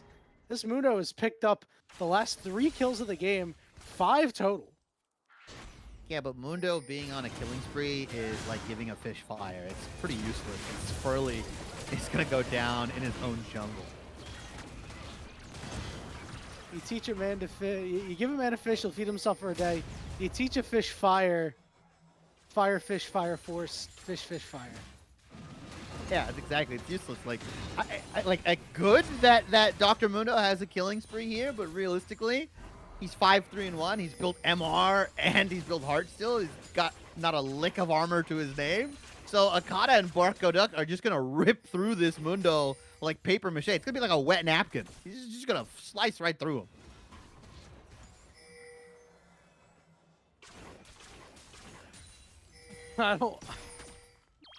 I don't know, man. Like, I'm gonna let the dark thoughts win here. All right, Shibby, I'm gonna let the dark thoughts win.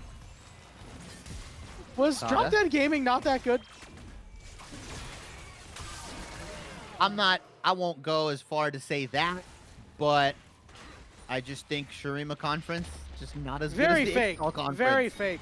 Yeah, Shurima Conference, very fake. XTAL 4 greater than Shurima 1. Fortnite will take this inner turret for himself. Leap strike away. Meanwhile, in the back, Slappy Joe.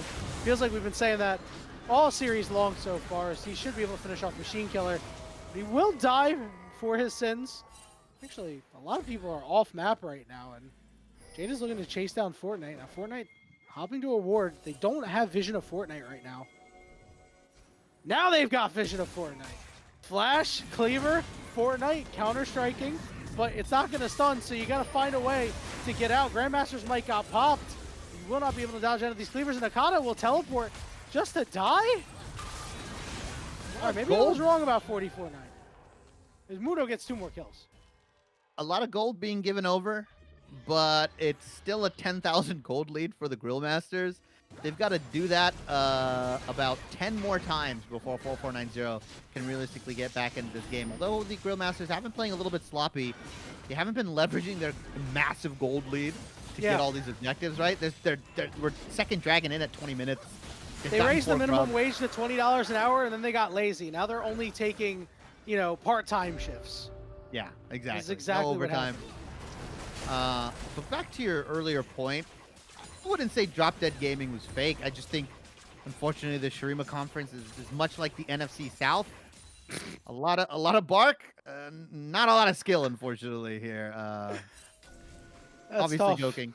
Obviously joking, but you're joking about Drop Dead, or you're joking about the NFC South? I'm joking about Drop Dead. They were definitely a very good team, right? You don't go 6-0 by accident. I just think that.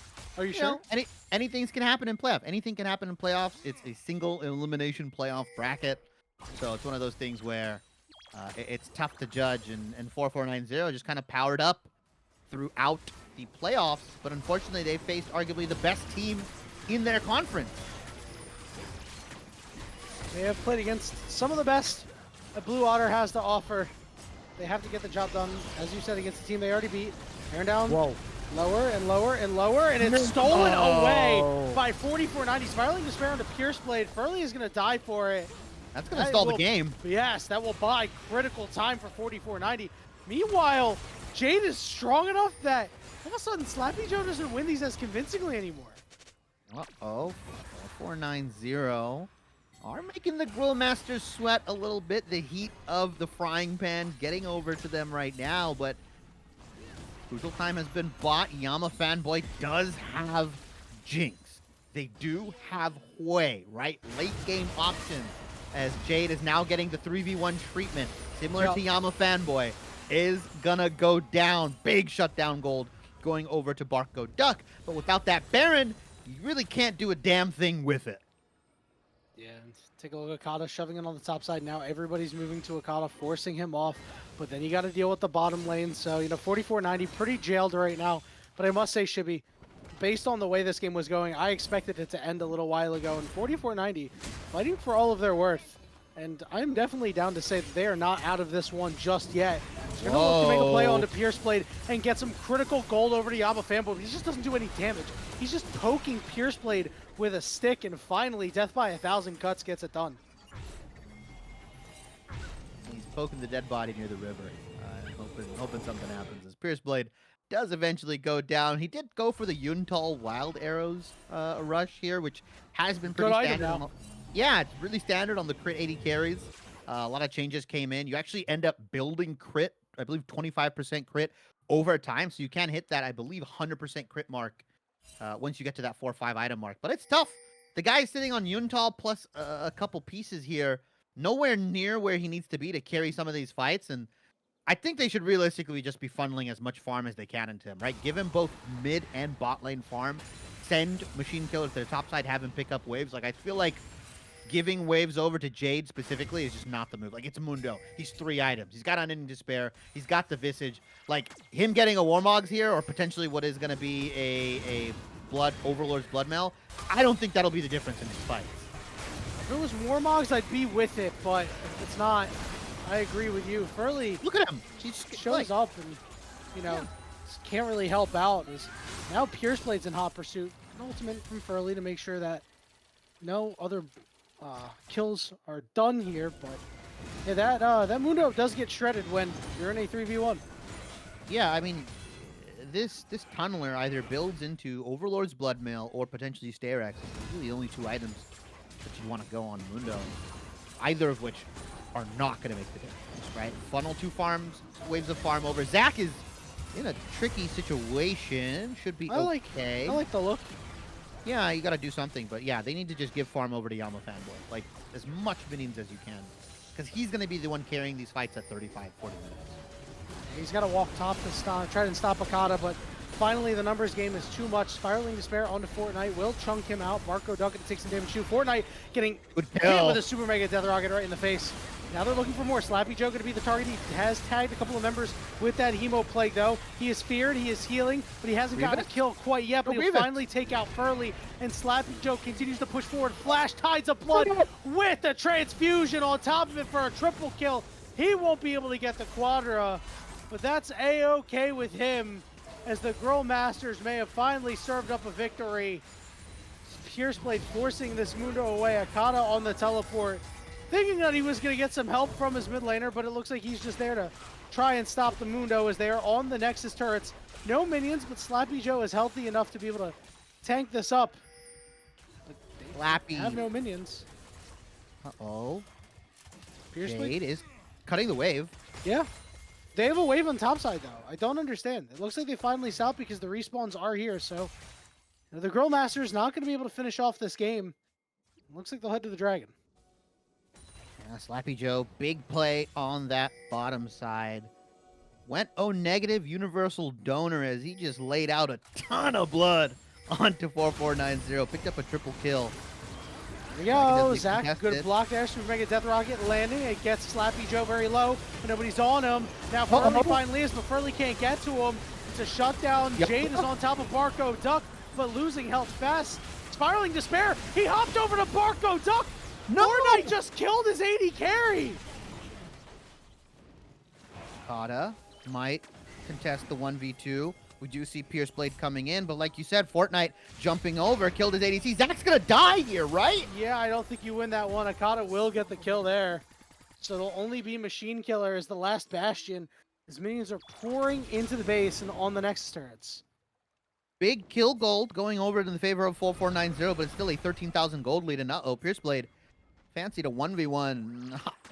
Fair to say he won that against Machine Killer. Too tanky on the side of Pierceblade. The Ocean Dragon is going to go over to Grill Masters, but it's not really going to change much. The big thing for me is that nobody has really picked up any grievous wounds on the side of 4490. So Slappy Joe has an insane time healing. The only reason he didn't live through that last fight was because Zach dropped the Ignite on him. Very finicky way to get grievous wounds. It's very summoner spell reliant. Somebody's got to pick up something. As I say that, thank you, Machine Killer. Picks up the Oblivion Orb, so should allow those picks onto Slappy Joe to be a little bit more viable. Can I talk about the real issues pressing us this game? What? You know, Barco Duck has 1 death. 7-1, and the 1 death was not even his fault. Yeah, the 1 death, he was playing 6v4 for a second. Those are the real issues facing us today, Shin. I would be beside myself. I would have left the server. Let's see if Furley can get the job done a second time. When it becomes lightning, he goes in for it. He does not secure this one and will fall. They will get a turret on the bottom side. But they're just going to push with this Baron. Oh, Slappy. Oh. Yeah, Slappy Joe's going to cause some problems back here. Machine Killer is dead. Zach going to be targeted next. He's fighting for everything he's worth, but he's just feeding the Vlad. Oh my goodness, Jesus Christ. Popped like a pimple. Yeah, there was a lot of blood there. That was one of those nasty pimples. Slappy Joe heals for a bunch. Mercifully, this game ends 28 and a half minutes. The Nexus is exposed, and the Omega McDonald's Grill Masters lead the series 2-0. 5.5 minutes too late. I'm legitimately honestly. Like they just ripped Baron at 20. They had a 10,000 gold lead at 14 minutes. You know it's bad when the worst thing I have to say about you is the fact that the Grill Masters just didn't end the game earlier, right? Like I have no complaints. It was sloppy. They were playing with their food. Potentially mental warfare damage onto 4490. There is an angle there as you keep them into the game longer, into an inevitable situation. But now you are up 2-0 on the Grill Masters side. 4490 have to string back-to-back-to-back wins here in a full Fearless format, as we do get another amazing performance for Slappy Joe here, my front runner for MVP. He could absolutely shit the bed in Game 3 and win, and he would still be my MVP. Honestly, I really couldn't agree more, Shibian. For 44 for 90, I don't know what they're going to need to do to try and steal a game here. And my best suggestion would be use our sponsor, Pro Comps. It's a game changer app for the League of Legends community. It's not like other tools. It's your personal draft coach. It's perfect for both teams and solo players. And right now, would be good for 44.90. And you can pair it with any other app you use if they do use any other ones. But at this rate, I might want to trash those if that's the case. With Pro Comps, you'll receive real-time drafting advice with tailored champion picks and band recommendations. It stands out, features such as the ability to generate champion pools in seconds that you can share with your friends, post-draft guide to attack the game. It's 44.90, might need that one. And you can generate comps based on your preferences. Coaches and analysts can even create personalized tier lists. It's like having a virtual coach and a strategy toolkit all in one. The app has almost 300,000 downloads, thousands of daily users. It's user-friendly, and it's totally free. It's a no-brainer to at least give it a shot. Download Pro Comps now, and you'll experience a whole new level of drafting power in your League of Legends games. Head to ProCompsGG or download it from Overwolf or click the link in our bio. That's ProComps, PROCOMPS.GG. We're going to kick it to a really short break, and when we return, we'll see if 4490 has downloaded Pro Comps and is ready to get off a killer draft, or if the Omega McDonald's Grill Masters will end the series crowned atop the league.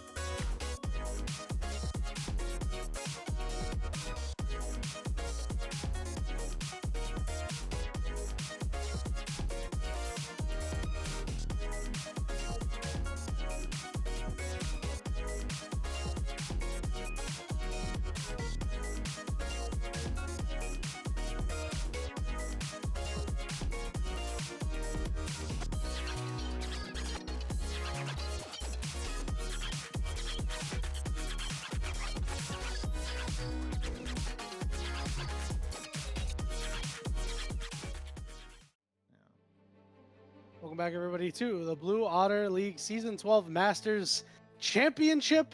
The Omega McDonald's Grill Masters are cooking right now. 2-0 over on 4490. You know, global warming is coming for Santa as the heat is getting turned up. This is why Mrs. Claus is the one who's always making the cookies for him, because this man can't be in the kitchen.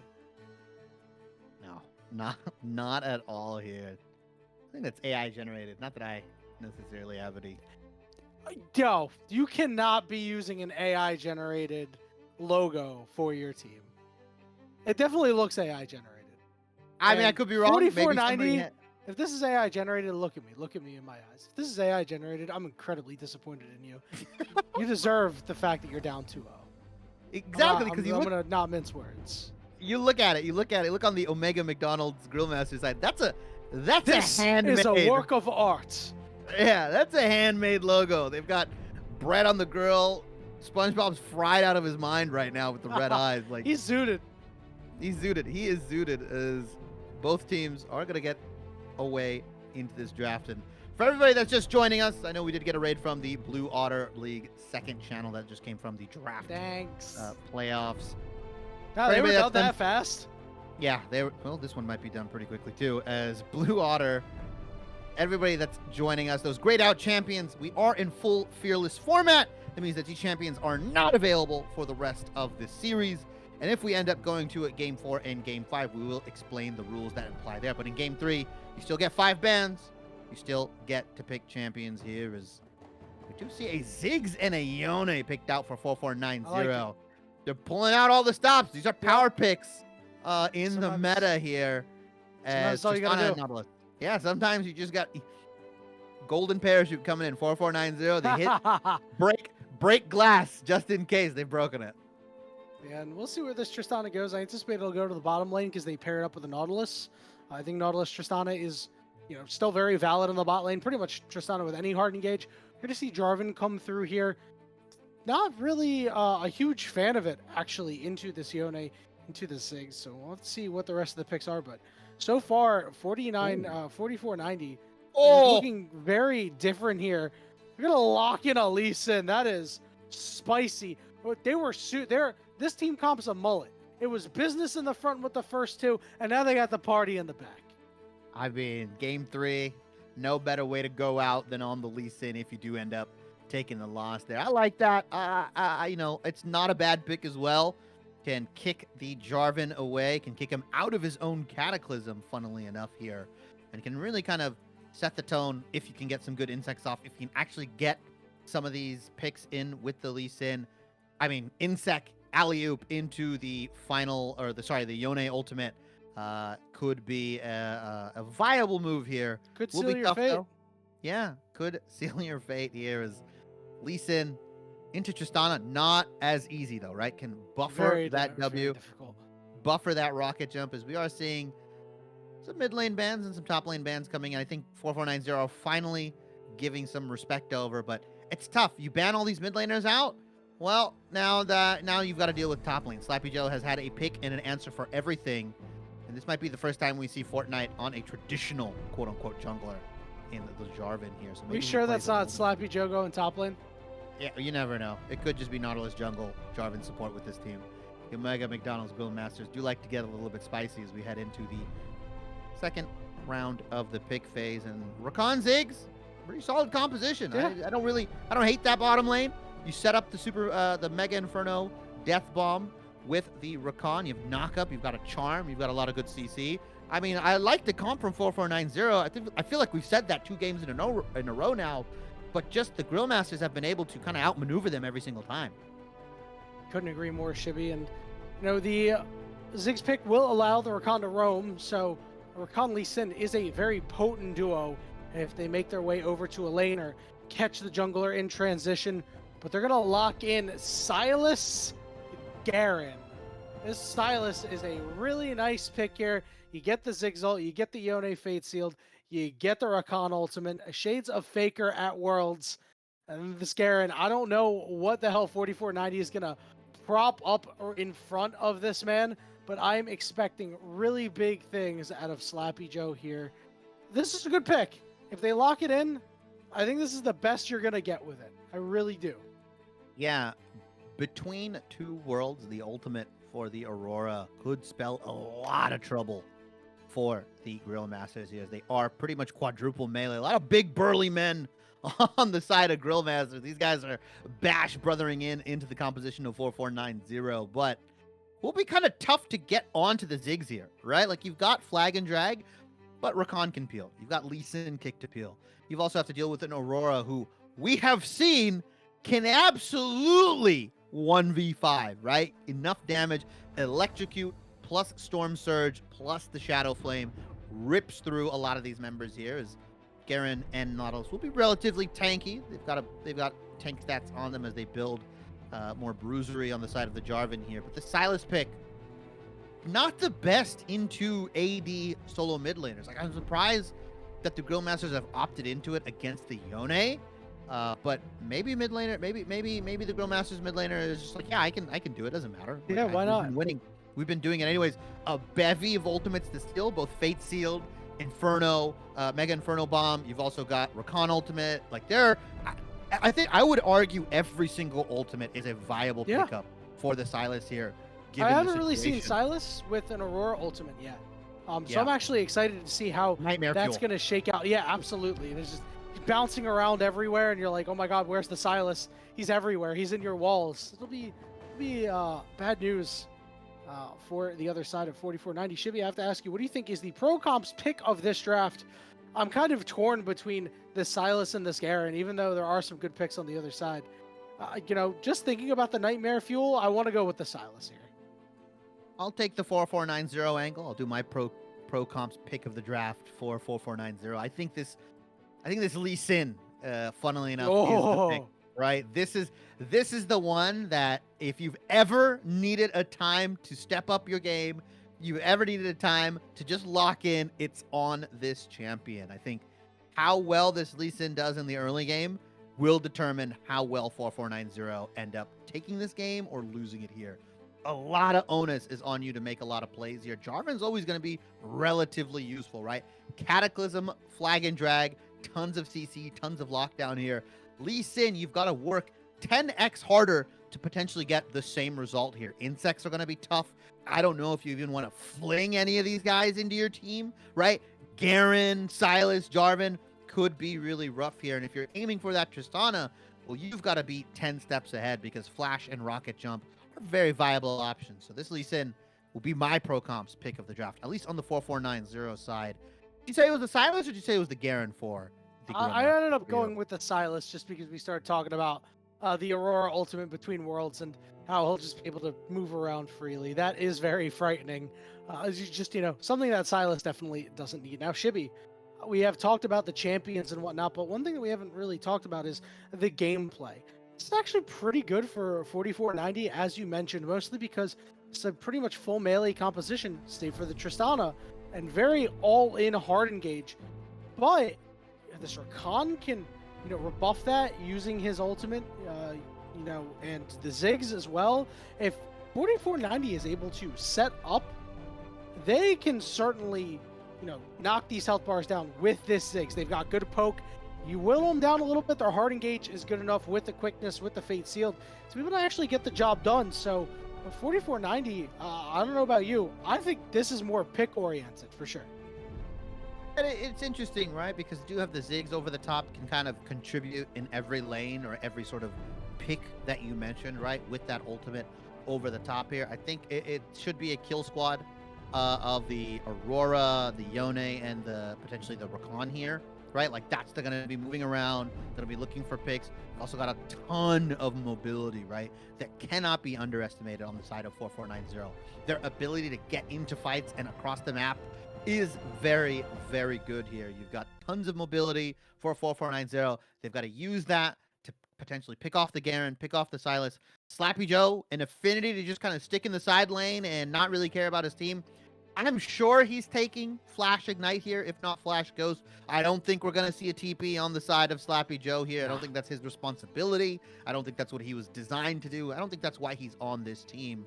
He's going to look to exert lane dominance here. And I'm going to say, is on the losing side of the matchup for once here. I think Vlad into Mundo, Vlad favored. Olaf into Cassante, Olaf favored. This is the first time we've seen Slappy Joe on an unfavorable matchup. As long as this Aurora can pilot this champion to its utmost efficiency, right? Zooming out, getting your Qs in, hitting that 3-hit passive, getting a ton of move speed and healing. This may be the last time we see Aurora in the top lane, as we have some changes coming in for that champion, I believe, next patch. Yeah, I'm interested to see how those changes land. Very excited to no longer ban the champion and pick it up again. I just don't really like playing against it. So I'll just wait, and then it won't be ban worthy anymore. But now we're just going off on a tangent, Shibby. We're waiting for the players to get into games, so we're going to kick it to a short break. When we return, it could be the final game on Summoner's Rift. It could be the final game of the Blue Otter Masters seasons. The Omega McDonald's Grill Masters are ascending to their throne. They just want the crown atop their heads. 4490, looking to disrupt the party. We'll see you on the Rift.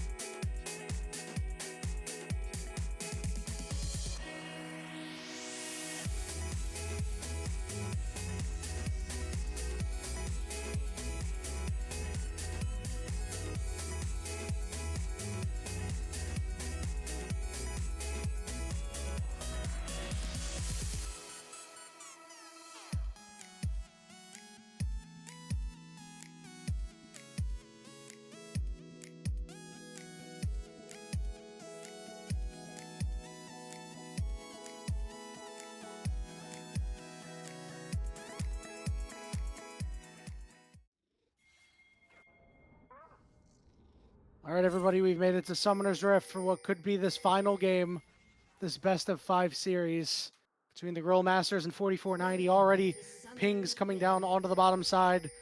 They're ready to make a play. Is Yama fanboy ready for it? Is he going to get bullied again? 30 seconds until minions. He's got no idea. He's flashing away. He'll get jumped on by Barco Duck. Yeah, they're going to just throw everything they got at him. It'll be first blood going over to Barco Duck. That's the game right there. Mental damage done. Pack it in. We're going home. Yama fanboy flashless on this Ziggs. Good luck being able to play as aggressive as you want. Big thing here as well. Barco Duck and Pierce Blade still have their flash. Minions have There spawned. could be a very, very real possibility of another kill happening within the next 2 minutes.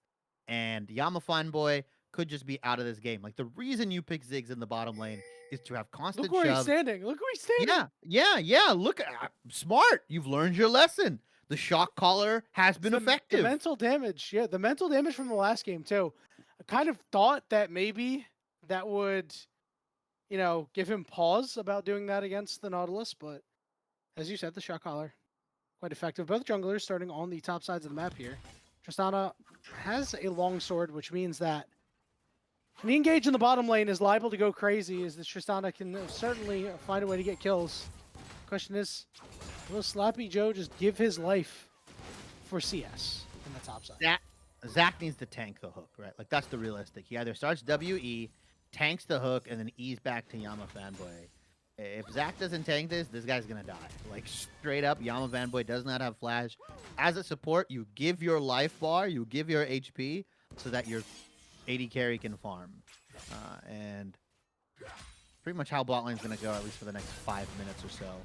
Well, the hook went down, but Yama Fanboy was the one targeted with the explosive charge, so both of them get whittled down to half, but it's what happens when you split your focus. Can't get sloppy. Mid lane going as expected here, although Machine Killer does have to burn through for one pop that was afforded to him. Okada can trade pretty early and aggressive on this Silas, as he does have that heal coming in with the Kingslayer. Machine Killer have to use that shield effectively. He goes into the ethereal form, backs out, gets some nice little poke here. We do see Furley did go top into Scuttle, and now he's going to look to dive Slappy Joe here. I love this. Jade Get did the take lane a in. turret shot. Slappy Joe hit level 3, but he's healing up from the Garen passive. It's not a whole lot, but it's enough. Now Furley has been spotted here. Jade is tanking up, hit level 4. Flash on top of Jade, but Jade is out of there. Furley will take 2. Not a third turret shot. Successful dive. And because Slappy Joe doesn't have TP, we expected him to take Ignite. That dive does so much more. Misses a massive wave. Is probably going to potentially miss this next one up top here. Good dive from Furley. Let's see if Fortnite can look to punish this 3 camp into dive onto Slappy Joe here. We might see a punish onto Machine Killer. Look at where Fortnite's pathing. Oh, this is a problem. Okada is ready to go into Machine Killer. Fortnite here. Where's the flag? There's the drag. Just need a minute to find Machine Killer. Okada will be the one to close out on that kill. Yeah, I thought he was going to flash and then try to queue over that mid lane wall. That's it too. Fortnite looking for Furley here. Uses the Scrying Orb, maybe potentially gets a camp. Instead of opting in for taking the camps on the bot side, he opts in for a gank in the mid lane. Furley had the right idea, but he left a little too early here. And look, with that aggression, being able to spot out Furley in the top side, Barco Duck and Pierce Blade use their bot lane shove, drop a ward down on the Wolves. They know exactly where this guy is, and Jade might be in for some pressure. Although Slappy Joe, 30% HP right now. Could be rough. Jade's fighting in a big minion wave though, so he's taking a lot of damage. It looks like Fortnite is just content to take these Krugs and won't be going for a dive onto Jade, which I think is the best you can get. Slappy Joe, again, healing up that Garen passive, that Perseverance does a whole lot. Awards put down here, but overall, like where the Grill Masters are at, because Okada's got an early kill. You get your Silas snowballing and hope that he's the one to carry you through it. Dragon has been started up with an early smite from Furley, so. Has that dragon been spotted by something?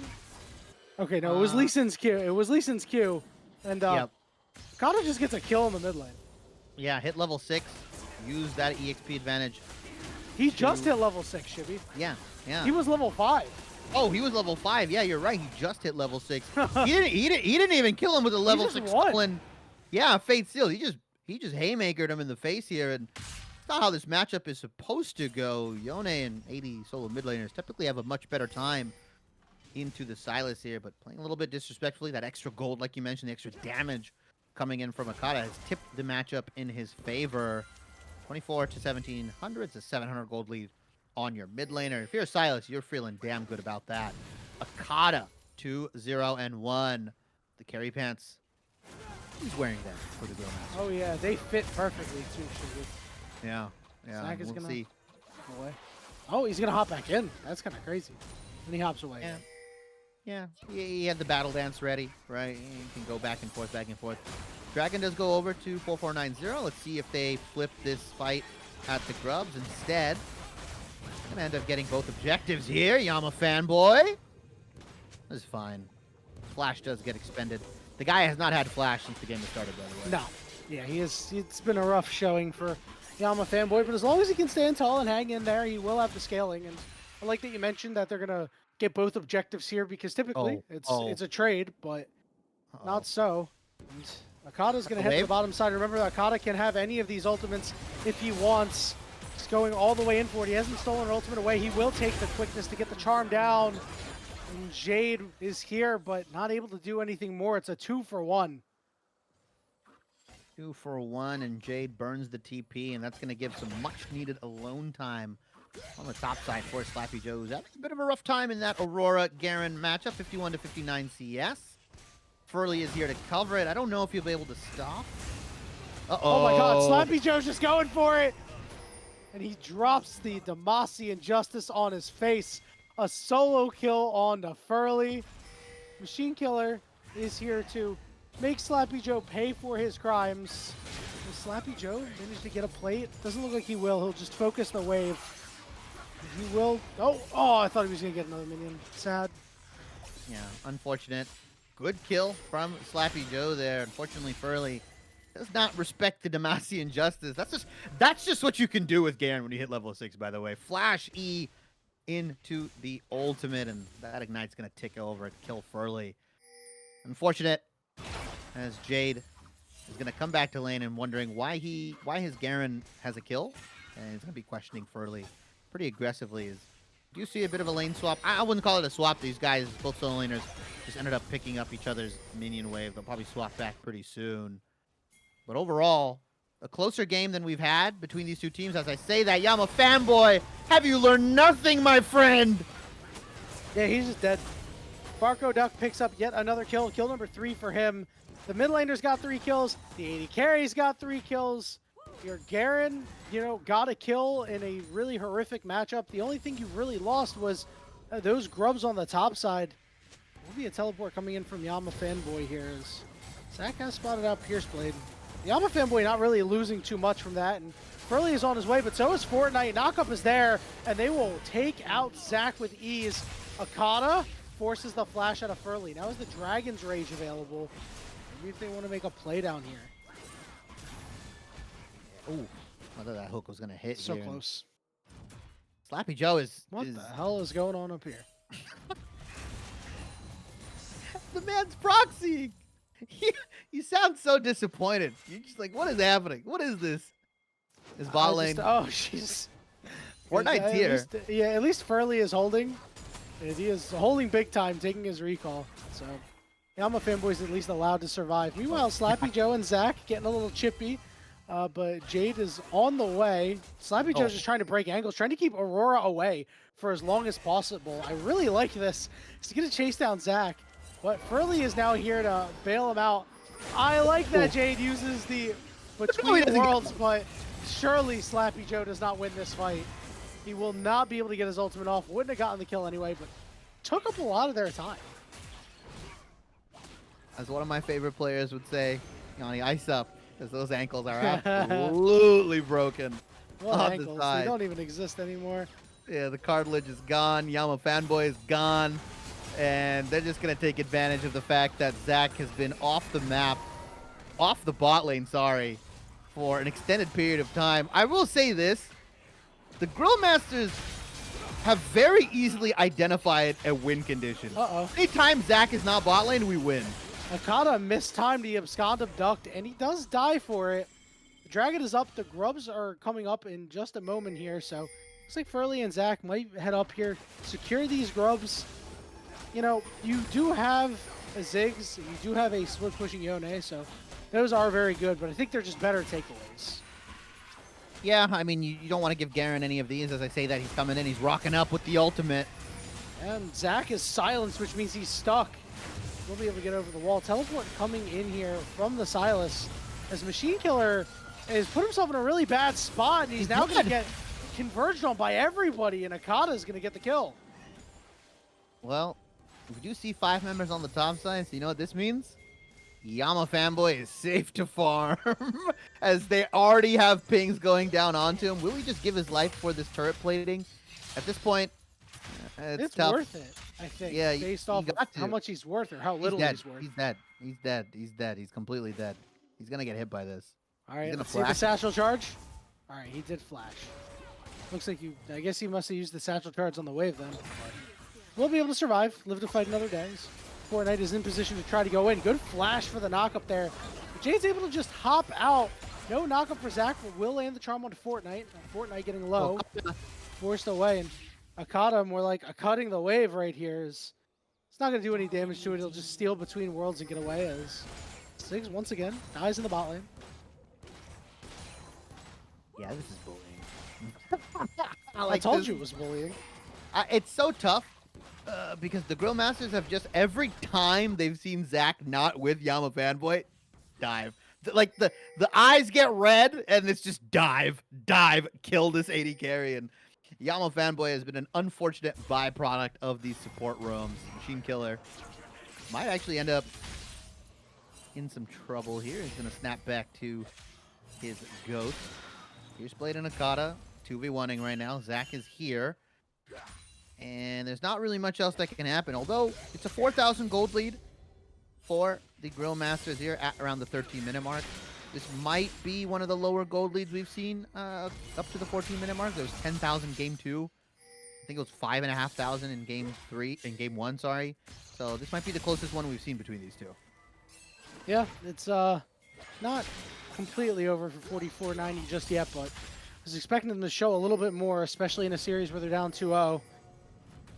Jade's forced to burn flash, ignite out from the Garen. Zach is in the area, but just a couple of autos traded off until other people get here. Furley is here. Pierce Blade misses the hook, but the knockup is going to land onto both, and here comes Barco Duck.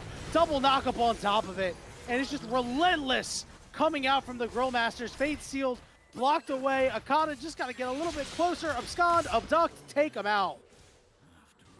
Ooh, Akata might end up dying here. Yeah, ends up taking that third tower shot. That was charged up here, but consolation prize at best for 4490. Yama Fanboy does get to farm this turret. Does kind of take it down in relative quickness, as he does have the 4-2 grub split here. And turret plating does go down.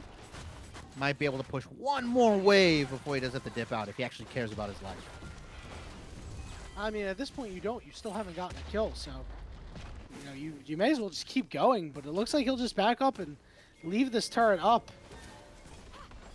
You know, I understand you're worried about dying, and yeah, the dragon's up, but you know we have the benefit of working with perfect vision. But at some point, you just need to get gold somehow. Just take a gold positive trade, and if you die there, it's a gold positive trade. Picks up the Archangels. Is not nearly stacked to where it needs to be. 183 out of the 360 here, and suffice to say that this Ziggs is not where it needs to be at the 15-minute mark, and the Grill Masters have done a fantastic job of just keeping Yama Fanboy out of the game here, right? Out of the series, pretty much. Both in Game 2 and Game 3. Just did a fantastic job of keeping him down here and letting the rest of the squad on the top side kind of handle it. 7-0-3 on Barco Duck. Akata's 5-2. Beautiful scoreline for Fortnite, 1-0-7. And like I said, you know, Slappy Joe could just absolutely crap the bed in Game 3. He'd probably still be my MVP, and still being a menace right now in this top side. Well, they're being a menace toward him. He's dead. Just drop the hammer down onto Furley. Furley will fall on the backside. And fight will continue, but Barco Dog is taking a lot of damage and needs the barrier up here, but isn't enough to actually kill this Aurora. Teleport coming in for Machine Killer. Here comes Akata. Lightning Strike doesn't land on anybody. Abscond Duck onto Zach. Trying to get close to him. Goes down. Doesn't quite land. Does have the quickness ready to go. Does Akata. Akata trying to get close. So is Fortnite. Yama Fanboy kind of caught between a rock and a hard place here. Skandinov duck, but the turn is going to be on the Yama fanboy, and they find the knockup onto Akana and take him down. 44-90, a much-needed fight victory. Yeah, it's going to shore up some gold. Going to give some much-needed money over into the pockets of 4490 here as some shutdowns go over the favor both into Machine Killer, and I believe one of those kills ended up going over to Yama Fanboy. This Aurora, a bit difficult to take down here. 104 has the grasp. The healing passive plus the move speed makes it a bit difficult to actually chase this person down, and that overchase. Yeah, that overchase from Omega McDonald's Grill Masters will be a net positive play for 4490. The Herald will go in the favor of the Grill Masters. They're just stronger back on the map here. I don't think that was ever going to be 4490's to take. Right, mid lane and bottom lane have moved up to this top side. They're just trying to scrounge up as much gold as they can prior to this dragon fight, which is, once again, Ocean Soul has blessed us for game 3. Jade is just going to be trading waves. So we've moved the top laners down to the bot side. Mid laners have gone top, and I believe the bottom lane has gone mid. Pretty prototypical setup from these guys. And Grill Masters taking this game seems like a little bit more seriously than they were in game 2, right? They're not making as many mistakes. Yeah, it's a little bit more collected, we'll say here, Shibby, as the Grill Masters do have this Rift Herald in the back pocket, and feels like the Rift Herald can exactly what they need to really put this game out of reach. Because after that last fight, 4490 still at least hanging around for the moment. They're going to drop the Rift Herald up in the top side. They've sent Tristana to catch the mid wave. Rakan going to start backing here. Zakata, Fortnite, and Pierce Blade are just doing what they can to take out this turret. Question is, will they get a second Rift Herald charge off? Probably not. Low on HP. They'll take the turret, pour the gold into the pockets of Akana. Yeah, 5, 3, and 2 is going to get that Lich Bane, I believe, completed up, and that's a strong Silas, right? Proto Belt plus Lich Bane. He's going to burst out pretty much anybody. As Yama Fanboy, this might be the longest time he's gone without getting killed, right? He's 1-5 right now. He's allowed to play the video game. He's allowed He to play might never League of die Legends. again. Yeah, he might be in a favorable position. He might never get jumped on here, as we did talk about potentially the range advantage that 4490 has, and the fact that the Grill Masters are practically 4 melees plus a Tristana. Could be kind of rough to actually get in front of a Yama Fanboy. But Yama Fanboy doesn't really have a great front line either, right? It's a Lee Sin, it's an Aurora. You do kind of have a freeway into the back line if you are Silas, Garen, right? There's no one really to play super defensively unless you're using Dragon's Rage or, like we said, the Rakan. Fortnite could find himself in trouble. He's got to flash away, but Sloppy Joe is here. Going to target Machine Killer. He's forced to flash over the wall as well. But the hook lands, and they take him out. Big Inferno Bomb going to get burnt as well, and this could be the opportunity for the Grill Masters to break the base. 4 strong in the top side. This inhibitor turret in the top side will fall. The question is, do they want to take out the inhibitor? I think at this point in the game, you would want to. It looks like the Grill Masters will back off and rotate it in the mid. Yeah, with Dragons coming up in about a couple seconds here, Baron in 20, they might just be more content on feasting on the 4490 jungle, denying as many camps as they can, and then just using that gold advantage to pick up these errant objectives. As Jade gonna look to pick up this bottom lane turret that was softened up by Yama Fanboy earlier on, if you recall. He's gonna have to try to recall and get out of here. I don't think there's any play to be made. Smart from Grill Masters instead to just start dropping control wards down, forcing them to face check into 4 melees. That's what Grill Masters comp is really good at, right? Denying enemy jungle vision. You've got a lot of big burly guys in the Garen and the Jarvan, the Silas, the Nautilus, and just placing that vision down and forcing 4490 to play whack-a-mole with vision, right? Oh, I've got to throw a Sonic Resonance here, a Bouncing Bomb here. If nothing hits, maybe this bush is safe. And it's really tough. It's really menacing to kind of play into this without any vision, especially because a Nautilus hook, a Jarvan Cataclysm, a Garen coming out of the bush, all means to kill anybody on the side of 449. 21 minutes into the game. Akada's on 2 items. Akada's in a little bit of trouble here. Is 2 levels down of Jade. Fortnite is on the way to try to help out here. Don't have heal cut for Akada. Oh, Jade hops off to the side, In. but can't quite get away. One more auto should do it. It'll be a shutdown going over to Fortnite. Well, on the top side, Pierce Blade can get targeted here. As Barco Duck is going to be forced away. That last auto attack did not crit. Zach will survive. Pierce Blade goes down. If that crits, the red buff definitely picks up that kill. We might see a different trade here, but good from 4490, recognizing the numbers advantage they have on the top side because 2 went down to co-kill Jade. As Jade, like you said, did hop in a bit aggressively there, maybe looking to confirm that kill onto Okada. Overall, 1 for 1 does stifle that Baron take potentially from the Grill Masters, but it feels like it's only a matter of time before they get antsy enough to just rip that Baron. 8-1 Tristana, 3 items, right? I.e. Kraken and the Navori Flicker Blades. You've got 2 items on the rest of everybody. You've got more than enough damage to burst this Baron out here. Although they have been a little bit errant, right? Furley did yoink that Baron in game 2. Maybe they're a little scared. I don't know why they would be. I mean, sure, you know, this game is quite a bit closer than the last game. You know, maybe more akin to game 1, maybe closer than game 1, but the Baron will be started up here. It will be spotted out doing it. Furley is on the way. This Baron, you know, takes damage, but doesn't take that much damage. Slappy Joe has pulled his damage off to go and try and force some damage. Okada on the side as well. They are really just trying to force them out of here. Okada has stolen the quickness. Furley goes in and does not secure the Baron. And now Furley's been targeted. The charm onto the Yone as well means it's easy pickings. Down goes Zach, Yama, Fanboy, and Jade, the last 2 survivors. Fortnite is still hunting right now. The rest of the Omega McDonald's Grill Masters will just push down to that mid lane, and they're maybe looking for some stragglers here on the tier 2 mid lane. Death timers aren't long enough to end the game here, but you have to believe the inhibitor turrets will get cracked open, if not the inhibitors itself. Doesn't quite land on the Yama Fanboy, but this is really difficult. These Baroned up minions. Hard for these magic damage dealers to do anything to them as they are now on the inhibitor.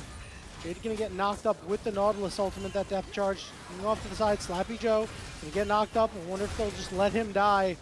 We'll flash over the wall. See if there's anything that 4490 can do to try and get these guys down. Fortnite is ready for the re-engage, and he does go back in between worlds, coming through with the Silas. Double knock up, and the charm is there. Machine Killer has to find a way to turn this game around for his team, but they're falling like dominoes, and he's in a 1v4 scenario, and he goes down. That is an ace. Congratulations to the Omega McDonald's Grill Masters as they, in the finals, in a clean sweep, have won Blue Otter Masters Season 12. Anything you can do, I can do better, as Okada yoinks the Between Worlds and gets a massive 4-man ultimate. Beautiful play from the Grill Masters, a valiant effort from 4490, but unfortunately, you could not conquer your demons here. A 2-0 in the regular season and a 3-0 in the postseason.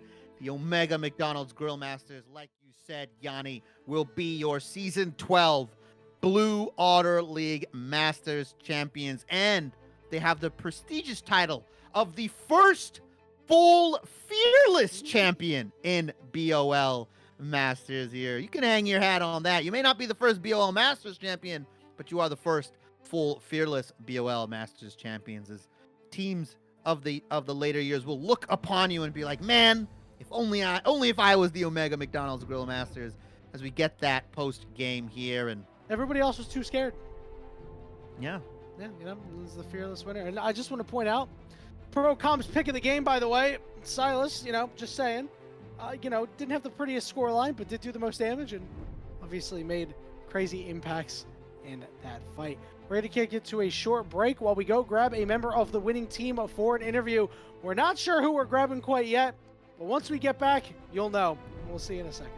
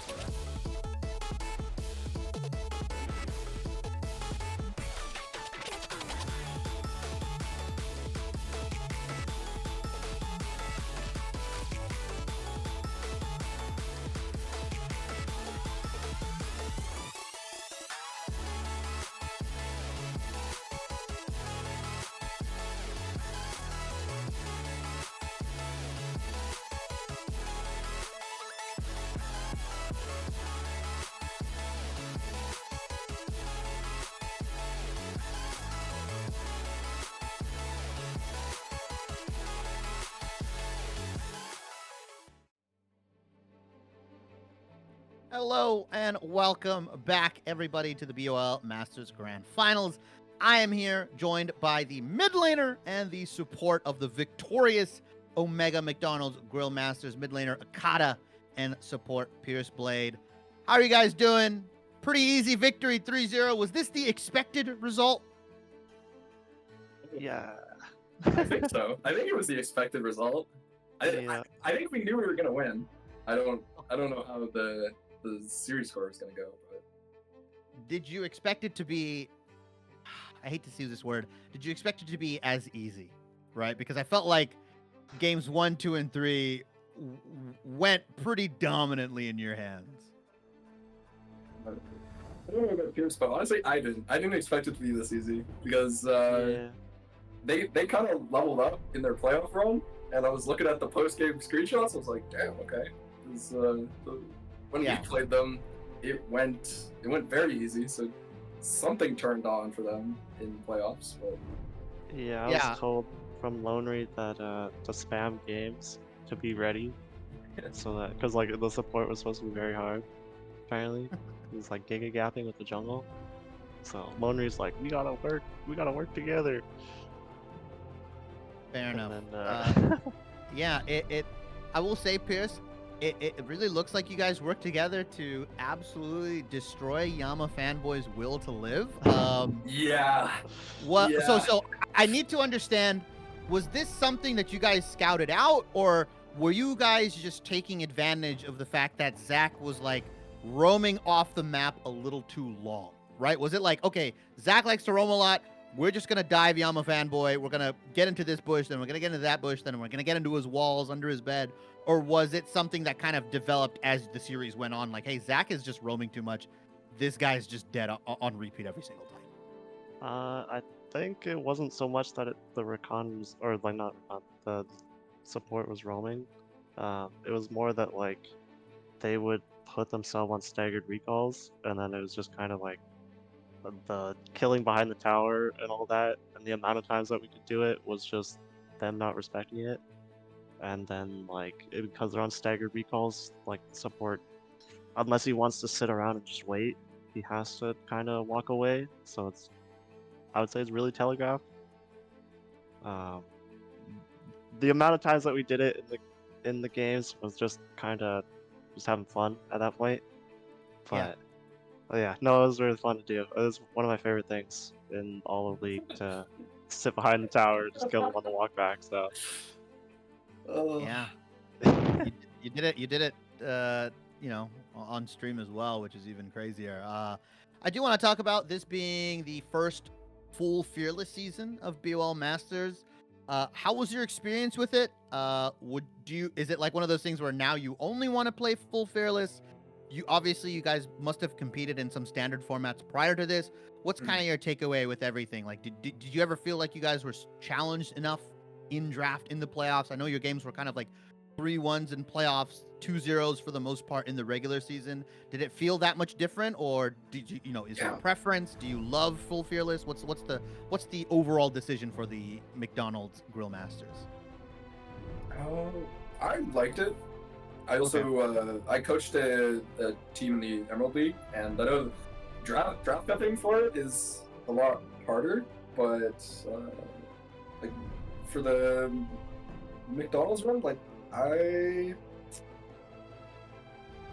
don't play a lot of Silas or like some of these champions that were coming out in games 3 and 4. So I was glad I got the chance to play this, because in regular format I would just be picking like Oriana Syndra every single game because they're like my best champions, and why would I not pick them if they're open? So the draft diversity was fun. Pierce, yeah, do I you think share those sentiments? I love Fearless, mainly because like I play pretty much the entire support pool, so my pool doesn't really get pinched too hard. Like not to mention like just coaching or like drafting it as well from like for other teams is extremely fun. So I genuinely really love Fearless. It's probably my favorite thing now. Uh, yeah, I think like obviously if you have smaller pools or they have like crazy counter picks, I think it like actually makes a lot of like gotta find little niche picks that can like work. But yeah, I think it's really fun, especially like to make actual comps. I think it's generally one of my favorite things. So can't go back. Can't go back. If I Can't could go say one back. more thing on that, Yeah, go for it. Go for I it. Go think for it. Fearless is a lot more fun in higher skill brackets where people have like Yeah, more time or just are better at the fundamentals, so can pick up other champions easier. yeah, Fair it enough. really weeds out the OTPs. Yeah. Really weeds out the OTPs here. I agree with that. I think Fearless, from a casting perspective as well as a viewer perspective, is just much more fun to talk about here. I do have two more questions. My first one here: can we expect the Omega McDonald's Grill Masters to run it back in the next season of the BOL Masters? Will it be a full 5-man run back? What are you guys' plans? Was this kind of like a one and done thing? I know sometimes teams get together, bunch of friends, and they're just like, hey, maybe we can kind of win this league here. Do any of you guys have any higher aspirations potentially? Maybe I'll see you in OQs next year, or me and Yanni might see you in OQs in 2026. No, I don't think I'm gonna be pushing for OQ. Okay. Tried that when I was a younger man. But I don't know. Maybe we'll run back BOL, but I doubt it'll be the exact same 5. Like maybe all of us will play BOL in some capacity, but I don't know. Okay. Yeah, I think Fierce. at least for me, I definitely have to play actual ranked games if I want to play another season. That was Fair kind of the enough. one super nice thing with this team is we did like 0 scrims, 0 like no requirement for ranked or anything, just because like I just got like a new job and like I'm also starting air traffic control, so I'm like a little too stressed to try to do that. So If you yeah. look at Pierce's OPGG, all of his matches or all of his games for like the last 2 months are just BOL matches. It's Yeah. really funny. Well, there you go. Sometimes you don't need to practice. You just need vibes and a good team comp. Well, that's it for the interview. You guys have any shout outs? Akata, we'll start with you and then we'll end with Pierce. Oh yeah. I gotta shout out my biggest fan, Jazz, who's in the chat typing nonsense nonstop. I really appreciate that. Oh, and Melly G is in there too. I think I had like Painless, Ishan, and Haley at some point. But those are my fellas. Oh, and Pierce? shout out to Lonery, because he's the fucking goat. There we Yeah. go. Pierce, do you have anybody else not mentioned from Akata? Oh yeah, I have to shout out all of, like the especially IRL friends that came to watch. It was kind of fun, and all the like 4 or 5 Alexes that is in chat cheering me on. Let's go A squad. Um, no, seriously, like I've been wanting to play with Lonely for a long time. Every single time it's been like we're always like, oh, like I'm on this team, he's on a different team, and then like I'm always sub, and like just time wise, just never works out. So it was really fun. Genuinely, like I love everyone on the team. It was absolutely super fun. So just a shout out to all the boys, Bark, Andy, Kata, Lonry. I love you guys, man. That was great. Thanks for Well, the fun season. Yeah, thank you guys so much, as you guys are our Season 12 BOL Masters champions, and I like to reiterate the first full fearless BOL Masters champion. Thank you guys so much. It was a fun season, was a fun grand finals to cast, as we will come back to Yanni. Well, I don't know where he is, I don't know where he's at, but we will close this out momentarily. Can you hear me? Shibby, Yanni, where are you? I'm there we here. go. I'm here. Don't worry. I want to thank Akata and Pierce Blight for the interview. Thank you guys so much. Congratulations to the both of them. But that will do it for us here, Blue Otter Masters stream for the rest of the season. However, there is still more ahead. We are not done quite yet with the Blue Otter seasons, as the Diamond Finals will be in a couple of days. They'll be on the 21st at 7:15, as well as the Gold Finals, also on the 21st at 7:15. You get a double dose of Blue Otter action. So pull up your multi-twitches because you are going to need them. But we'll do it for us here this evening, for myself, for my co-caster Shibby, for Chippy Behind the Glass, and for ProComps, our sponsor and a game-changer app for the League community. We want to thank you all so much for being with us here this evening, and we hope to see you on the 21st for some more Blue Otter action.